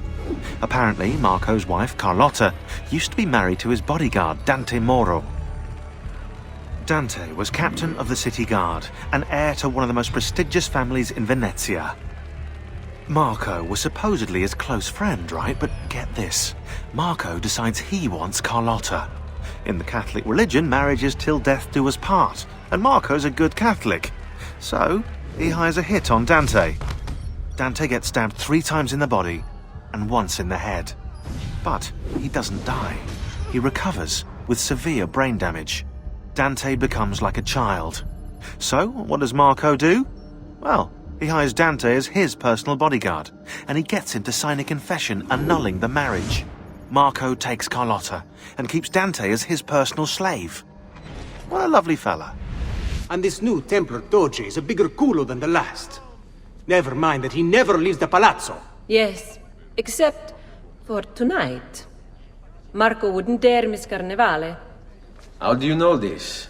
In fact, he's throwing the biggest party of them all. But getting in won't be so simple. You'll need a golden mask for entry. And before you think about forging one, keep in mind, each mask is numbered. Fortunately for you, I have an idea. Let's see if we can't win you a mask. Now we use our new toy to take out our next empty target. The lead up to his assassination is mostly memorable, yet furiously frustrating. Ezio is forced to compete in carnival games to win the grand prize. That will give him access to the masquerade where Marco is delivering a speech. Interlaced fireworks will give him the opportunity to kill the newly appointed Doge. Seems complicated enough, but the complications have only just begun. Stealing ribbons, running races, capturing the flags, it is a welcome break from tailing and killing, so much so that this sequence still stands out after all these years. When I think back to Assassin's Creed 2, the Venetian Carnivale is one of the first memories to come to mind. That speaks to its creativity, but only in its gameplay. Winning a dirty fight is the last challenge to grant us the victor, but all of it is wasted when this becomes rigged. Is there nobody else to challenge our man in the ring? Do we have a winner? Our winner has proven himself the fleetest of foot, the strongest of champions, the wisest strategist, and clearly a favorite of the ladies. With 4 games won lealmente, the winner of the Golden Mask is... the winner of the Golden Mask is Dante Moro! I could forgive the added wrinkle if the wrinkle had been worth it, but a measly pickpocket is all it takes to retrieve the Golden Mask. It's a wrong tower trope with no payoff to justify its existence, but no time for frustrations. Now we must hide amongst the crowd, awaiting our shot.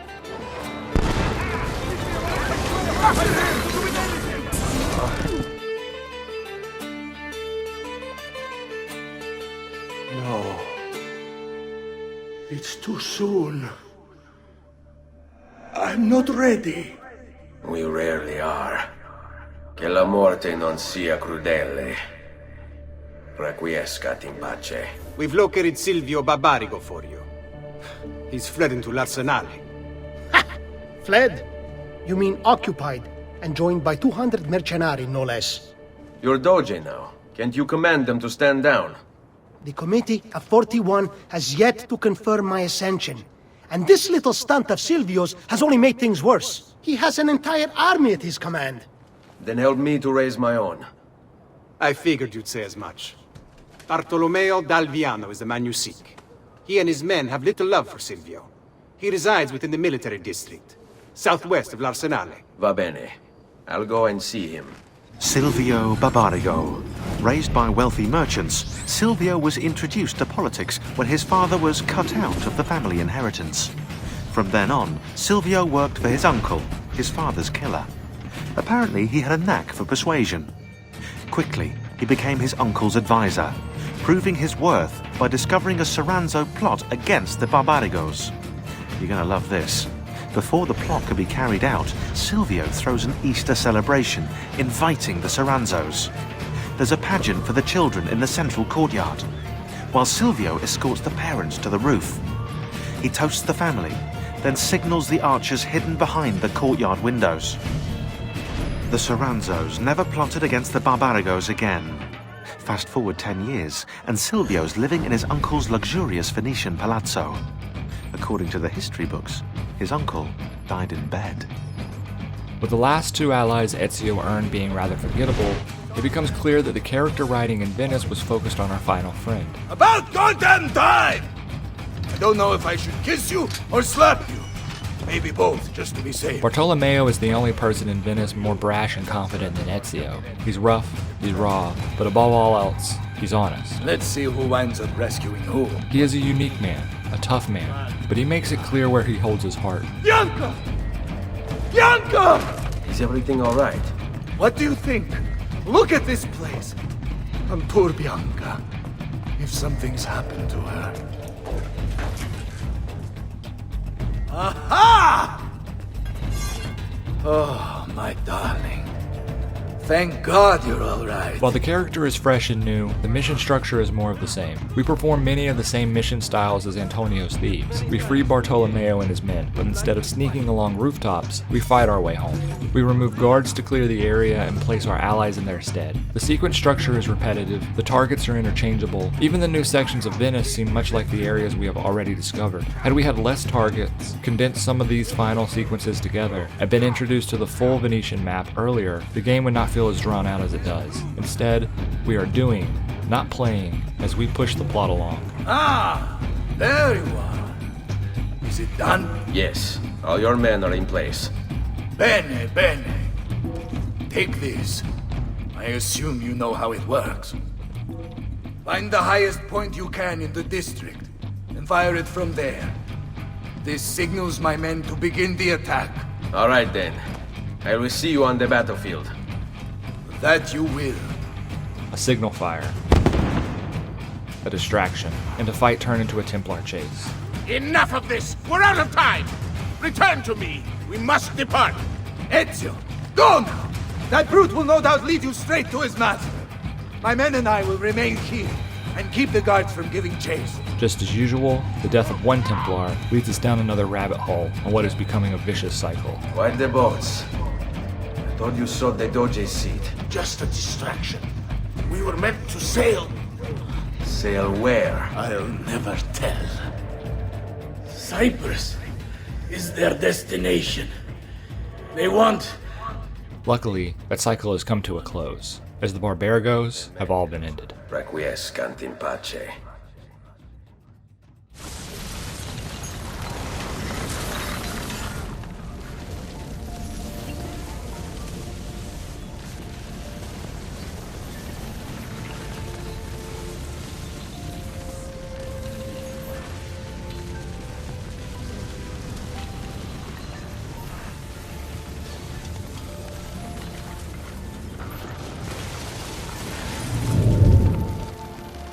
There you are, Ezio. Why so serious? It's my birthday. Davvero? 100 di questi giorni. That's wonderful. Is it? It's been over 10 years since I watched my father and brothers die. 10 years hunting the men responsible. So close to the end now, but no closer to understanding what any of it was for. You may not see it, Ezio, but it's better here now because of the things you've done. Basta. Look here. I have a birthday present for you. It's L'Arsenale's shipping manifest. From the day the boat left. The boat to Cyprus? You're serious? And guess when it's scheduled to return? Tomorrow. Ezio. Leonardo! When did you get back? Just now. I need to talk to you. Right away. A leisurely stroll turns into a monumental discovery, as Leonardo once again provides all the pieces to Ezio's puzzle. What if that's why they sent the ship to Cyprus?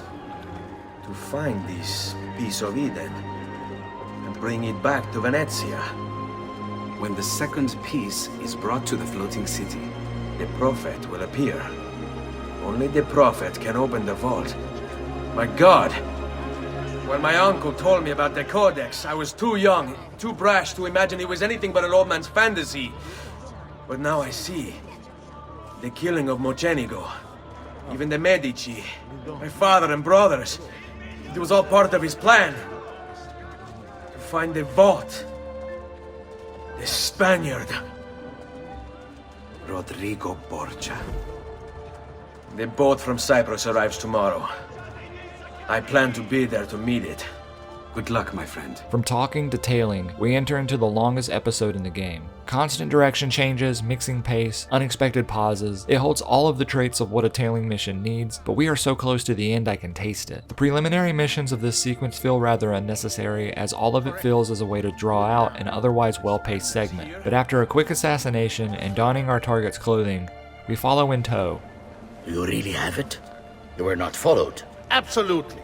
Everything went perfectly. We have followed your orders exactly as specified. The mission to Cyprus. Ezio, it's been some time.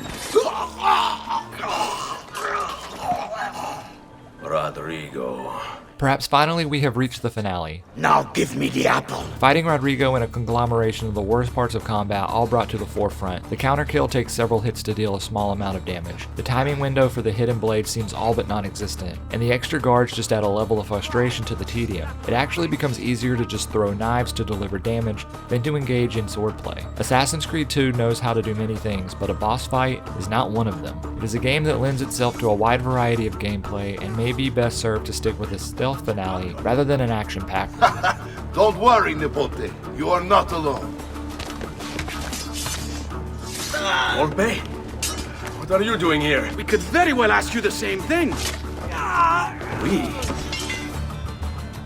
Save your questions, brother. Don't let Borgia leave with that box. It seems that this was just a taste of an ending. Paola. He's gone, but we have what we came for. No. I need to go after him. Do you really now? Or are you here for another reason, my son? Theodora! What? What are you all doing here? Perhaps the same thing you are, Ezio. Hoping to see the Prophet appear. I came here to kill the Spaniard. I couldn't care less about your Prophet. He never showed up. No? But you did. What? A Prophet's arrival was foretold.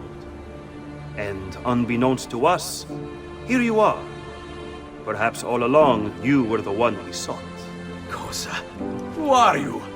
Niccolò di Bernardo de Machiavelli. I am an assassin, trained in the ancient ways to safeguard mankind's evolution. Just like you, and each one of us here. You are all assassins? Paola. Volpe. It's true, Nipote. We have all been guiding you for years, teaching you the skills you would need to join our ranks. I think it's time. We have our prize, but there is much to be done. Come, meet us here at sunset. Where other men blindly follow the truth, remember. Nothing is true.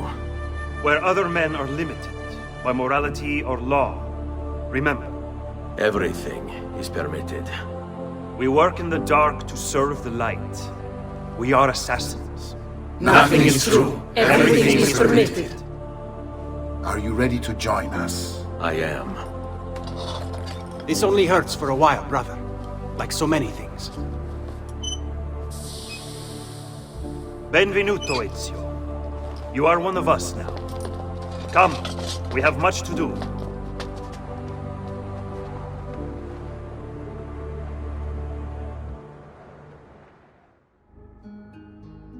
Our first mission as an assassin arrives back in Forlì in the form of DLC. Ludovico and Gecko, at your service. Gecko and Ludovico Orsi. Bored with their leisurely life in the countryside, the Orsi brothers decided to spice things up a little. They started a money-lending business that was extremely successful, mostly because they killed anyone who didn't pay them back. Then, Caterina Sforza hired them to murder her Templar husband, Girolamo Riario, which they did in true Cavalier fashion. They rode up to his palace, waltzed into the dining room, stabbed him in the chest, ransacked the estate, and left his naked body in the center of town. According to Abstergo's files, Rodrigo Borgia, after escaping from Venice, offered to pay them for the recapture of the Peace of Eden. And, of course, Caterina's head. It was the Orsi brothers' idea to kidnap her children. I ask you, what has this world come to when the rich go so bad? Remember these two? Well, now is the time to get intimate. You want my children? Take them! I have the instrument to make more! It turns out that rather forced interaction in the middle of the game was just to set up the character to protect her during this conflict, and it plays out just as forced. After gaining access to re-enter the city, we escort her and the newfound ally Machiavelli, defend her behind the fortress walls, and track down her children abducted by the Orsis. Each mission flows directly following the last, to the point where any exploration feels out of character, which is a shame, as outside of our brief introduction to Romagna and our immigration to Venice, we never get a chance to explore the city. Caterina was a fool to send you. Or are you the fool, dying for a handful of change? Was it worth it? More than you know. The maestro gains his prize because of me. Muori col tuo orgoglio, per quanto vale. Requiescat in pace. I'm so sorry. What happened? It was a trick to lower our defenses. As soon as you left, they attacked again. Gecko Orsi, he has the apple. It seems rather silly that a master assassin would be caught in this distraction. Yet, here we are, chasing down the apple as if it weren't the most coveted artifact in the history of the world. Why isn't this thing locked inside the Auditory Manor, Altair's Shrine, the Auditory Vault? Any of these would be a better place than in the hands of man. A prize of such value. It will not remain yours for long. We shall see. Che miserie nascono dall'avidità. Requiescat in pace.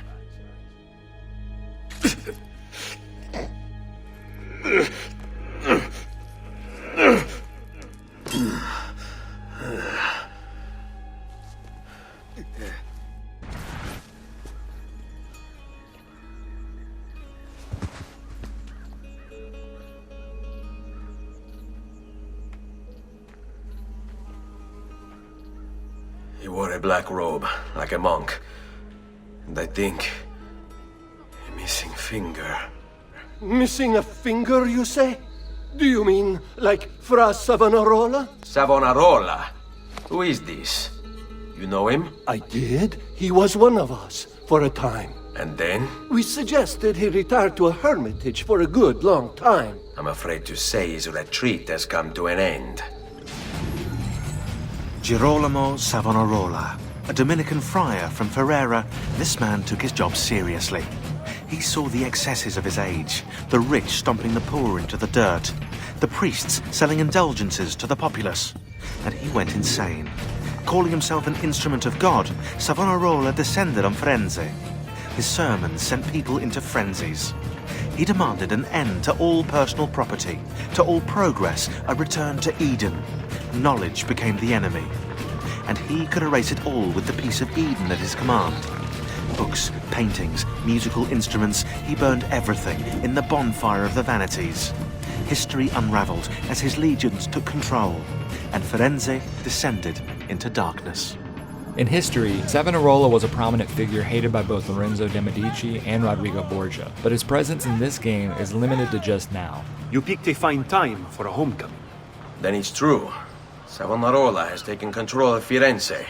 Yes. No doubt aided by that treacherous artifact. We should get to work on retrieving it. That may be more complicated than you think. In fact, we get very little engagement with him at all, as the vast majority of our task is to assassinate his apostles. We can silence his lieutenants and stir up discontent. He will be distracted, and I will have a chance to strike. 9 men, 9 assassinations. Sound familiar? Starting with how we enter the city by blending amongst the monks to sneak past the guards, even the targets themselves bear resemblance to the former game. We kill a physician as we did Garnier d'Enapus. We kill a man burning books to remove knowledge, akin to Jubair al-Hakim. Much like Talal sent his men down to stop us, Target does the same. We even have to make our way through the docks to take out a man on a boat. Each of these all share some resemblance to the previous title, and works as an homage to Assassin's Creed 1. In actuality, these play out much like the assassination contracts, with a target or targets to kill, and some small obstacles such as a limited time or secrecy, but these missions are far more nuanced and unique in their design. Meticulously designed to be creatively challenging, I really wish these had been the assassination contracts instead, or at least condensed the countless contracts to a healthy dozen well-made challenges, as most of them were tedious filler, consisting of crossing a map to find a target, and no real obstacle in our pursuits to end them. Quality over quantity is often the better choice, but not often the most obvious. What makes the contracts enjoyable though is that we can do them at our leisure. These missions, being forced into the necessary narrative for many, can seem daunting, especially with all of the earlier built momentum moving towards Rodrigo waning. None of this, including the Battle of Forli, bring us any closer to our goal. Had the DLC been added as a side quest line, rather than mandatory to reaching the ending, I may be a bit more forgiving, but forgiveness is the major point of this sequence. God bears witness to this sacrilege, that you would handle his prophet this way! Blasphemers! Heretics! You will burn for this! Do you hear me? You'll burn! Retrieving the apple and stopping Savonarola happens in a blur. We don't really embrace the magnitude or enjoy the satisfaction of a job well done. The moment is lost, and if it weren't for Ezio, it would have been forgotten.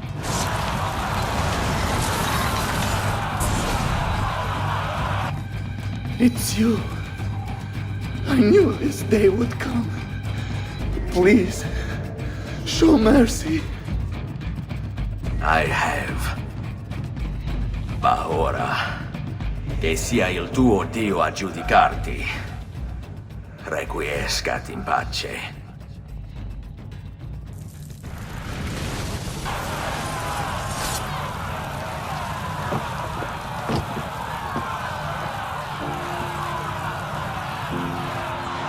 Silenzio!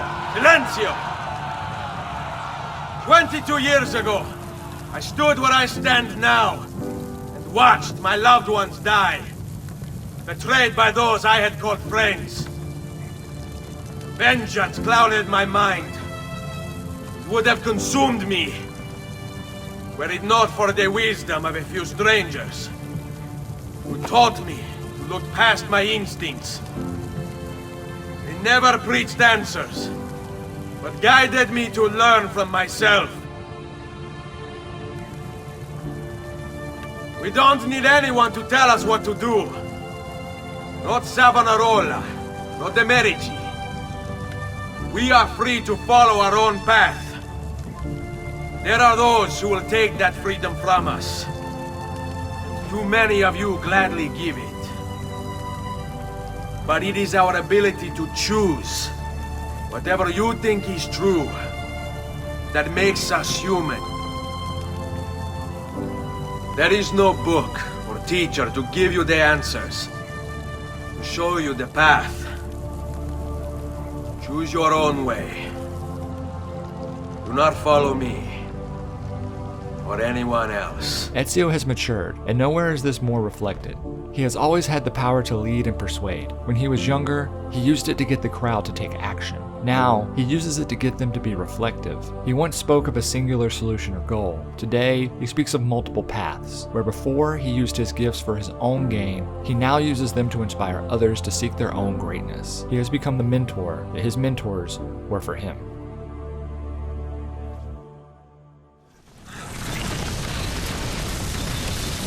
Are you okay?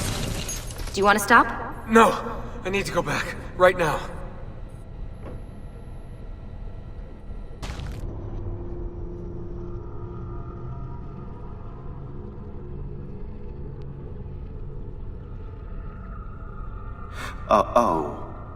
Oh dear. Sean? Of course. How could I have forgotten? You want to share with the rest of us? Rodrigo Borgia is elected Pope in 1492, which means Ezio's greatest enemy is now also the most powerful man in Italy. Rodrigo Borgia, aka the Spaniard. A dark stain on human history, Rodrigo left a trail of blood a mile wide on his quest to unify Italy under the Templar banner. Anyone who opposed him ended up in little pieces inside a sack, or, if he was in a good mood, poisoned. Once he was crowned Pope, Rodrigo, or should I say Alexander VI, used his influence to wage war with any city that held out against the Templars. And then there were the rumoured X-rated atrocities. Hundreds of courtesans brought to the Vatican by the cartload, and the Pope's close friendship with his illegitimate daughter, Lucrezia. Oh yeah, and did I mention the killings never stopped? Throughout all his public debauchery, Rodrigo was quietly murdering his enemies behind the scenes, consolidating Templar power for the moment when they would seize control.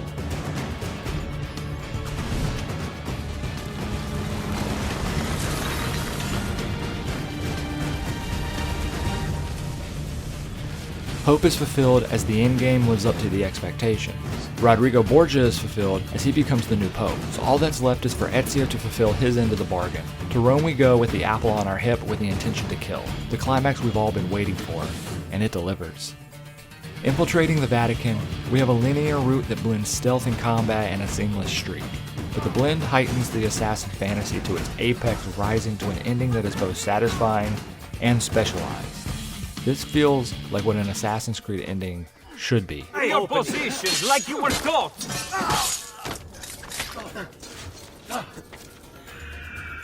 Now!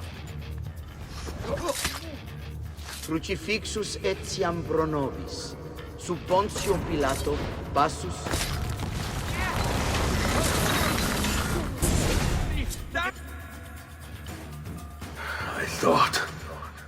I thought I was beyond this. But I'm not. I've waited too long. Lost too much. Requiescat in pace, you bastard. I don't think so.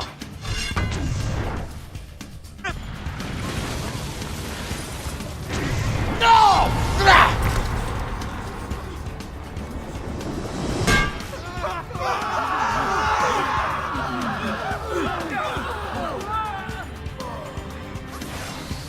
is it you resist? I see. Kind of you to bring me the apple. Now give it here! Vaya farti fottere. Always the fighter, just like your father. Well, rejoice, my child, for you will see him again soon. You will give it to me. As you wish. The AC-1 homages continue as we pull the same trick as Almirón.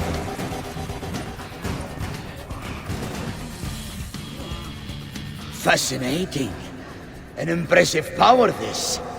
But if you think it's going to save you, you've another thing coming. The fight mirrors the previous Borgia fight, being a tedious combination of attack or poorly executed deflections, and the throwing knives really become our only solace. It seems Rodrigo is outmatched. No, you will not take this from me. It's finished, Rodrigo. Lay down your arms, and I will make sure the end comes swiftly. But it isn't always as it seems. And would you give up so easily were it the other way around? Why don't we find out?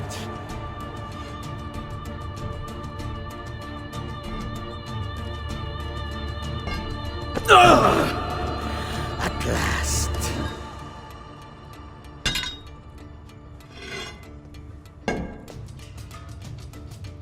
And now, to deal with you.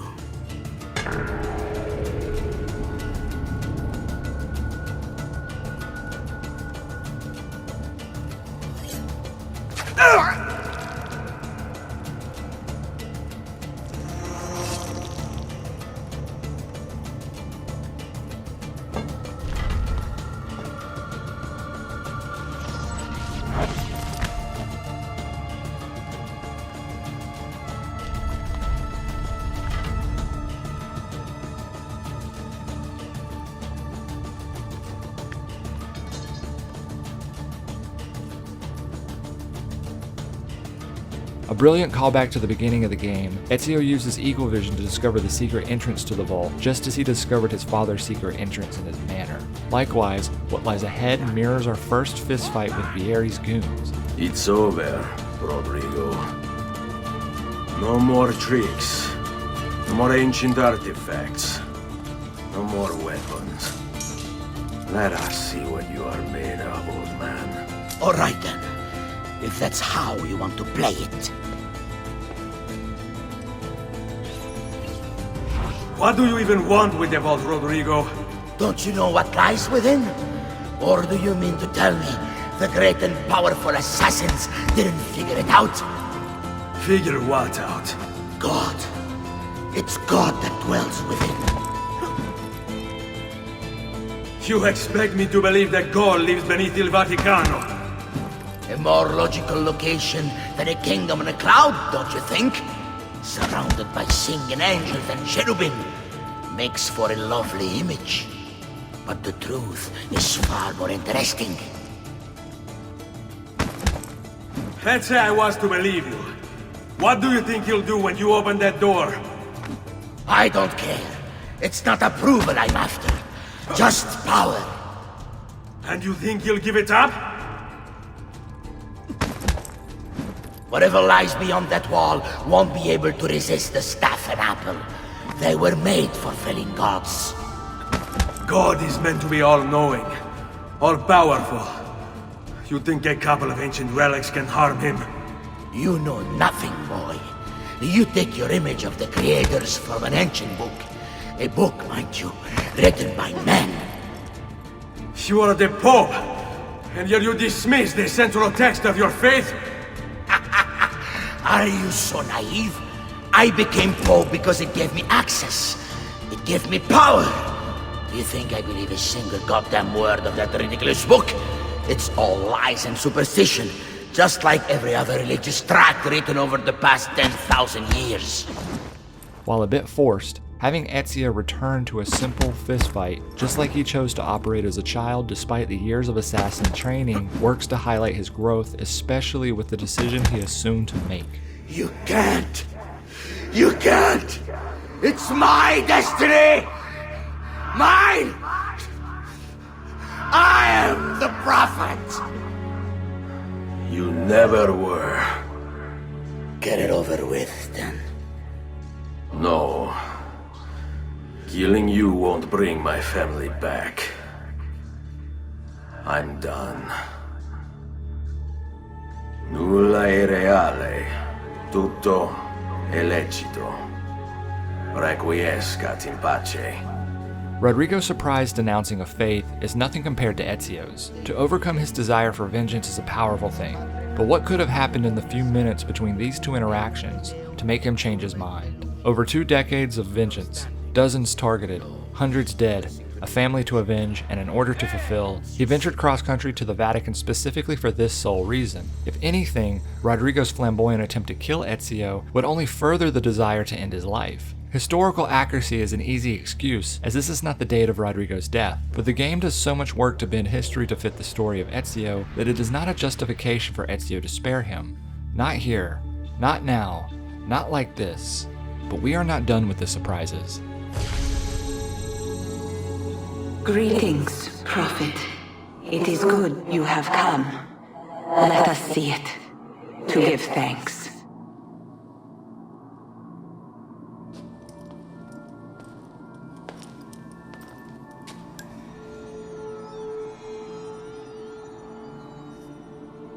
We must speak.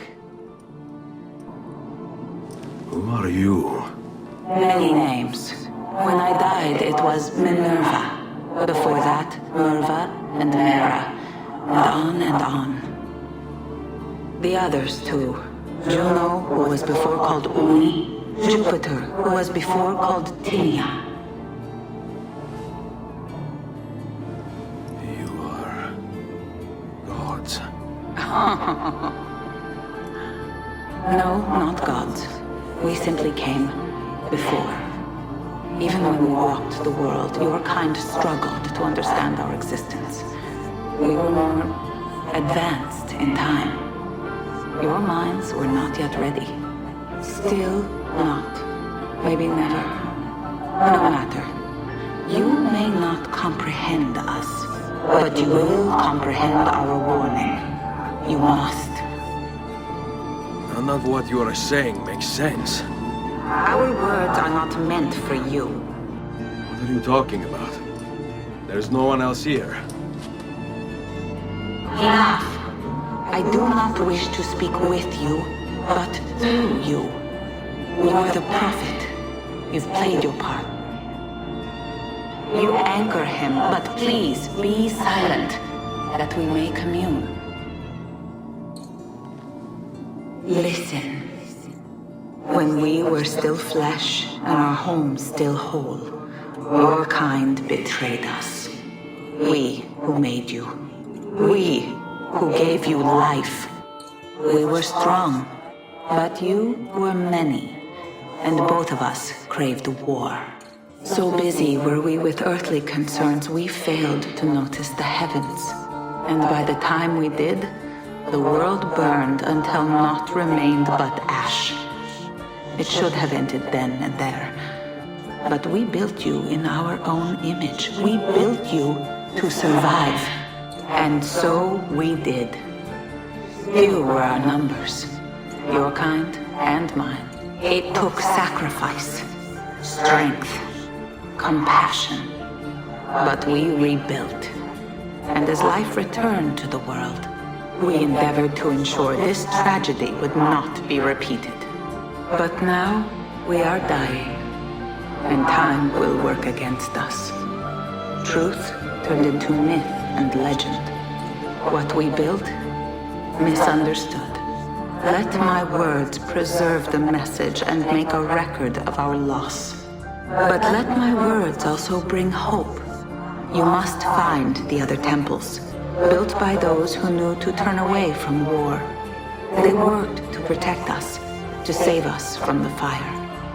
If you can find them, if their work can be saved, so too might this world. Assassin's Creed might not be able to do a boss fight, but it knows how to close the show, assembling all the complexities of various religious texts, cultural iconography, and historical significance into a comprehensive reveal of a supernatural race of human-like figures forever to be confused as gods. both an origin story and a doomsday prophecy. It is rare that a game can pull off a reveal this epic in scope, and this creative without the feelings of spoils or randomness. It answers many of the questions laid before us in Assassin's Creed 1, and gives us so many more to ponder. It is done. The message is delivered. We are gone now from this world. All of us. We can do no more. The rest is up to you, Desmond. What? Who is Desmond? I don't understand. Please, wait. I have so many questions. What the fuck? Yeah. All right, Sean, I need you and Rebecca to get everything in here packed up and loaded into the truck. You and I'll deal with the Templars. What, they're here? It was only a matter of time before they discovered us. To be honest, I'm surprised it took them as long as it did. Let's go. Desmond, now fully armed with Ezio's skill, applies his own hidden blade, and this time leads the charge. Mr. Miles, this is an unexpectedly pleasant turn of events. And here I thought I'd have to waste more men on you. His defense from the invaders show the growth he has made. Skill isn't the only thing he adopted from Ezio. He walks with a newfound swagger. Uh-oh, Doc. Looks like it's just you and me now.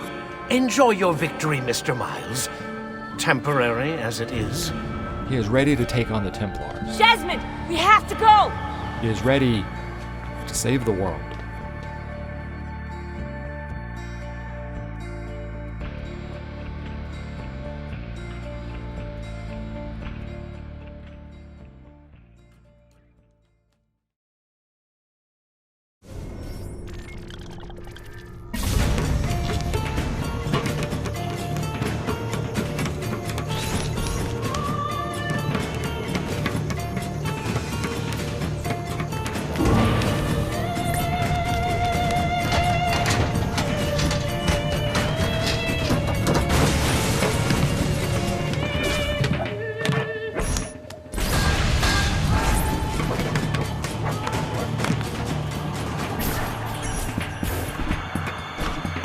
I have it. Eve. Look out!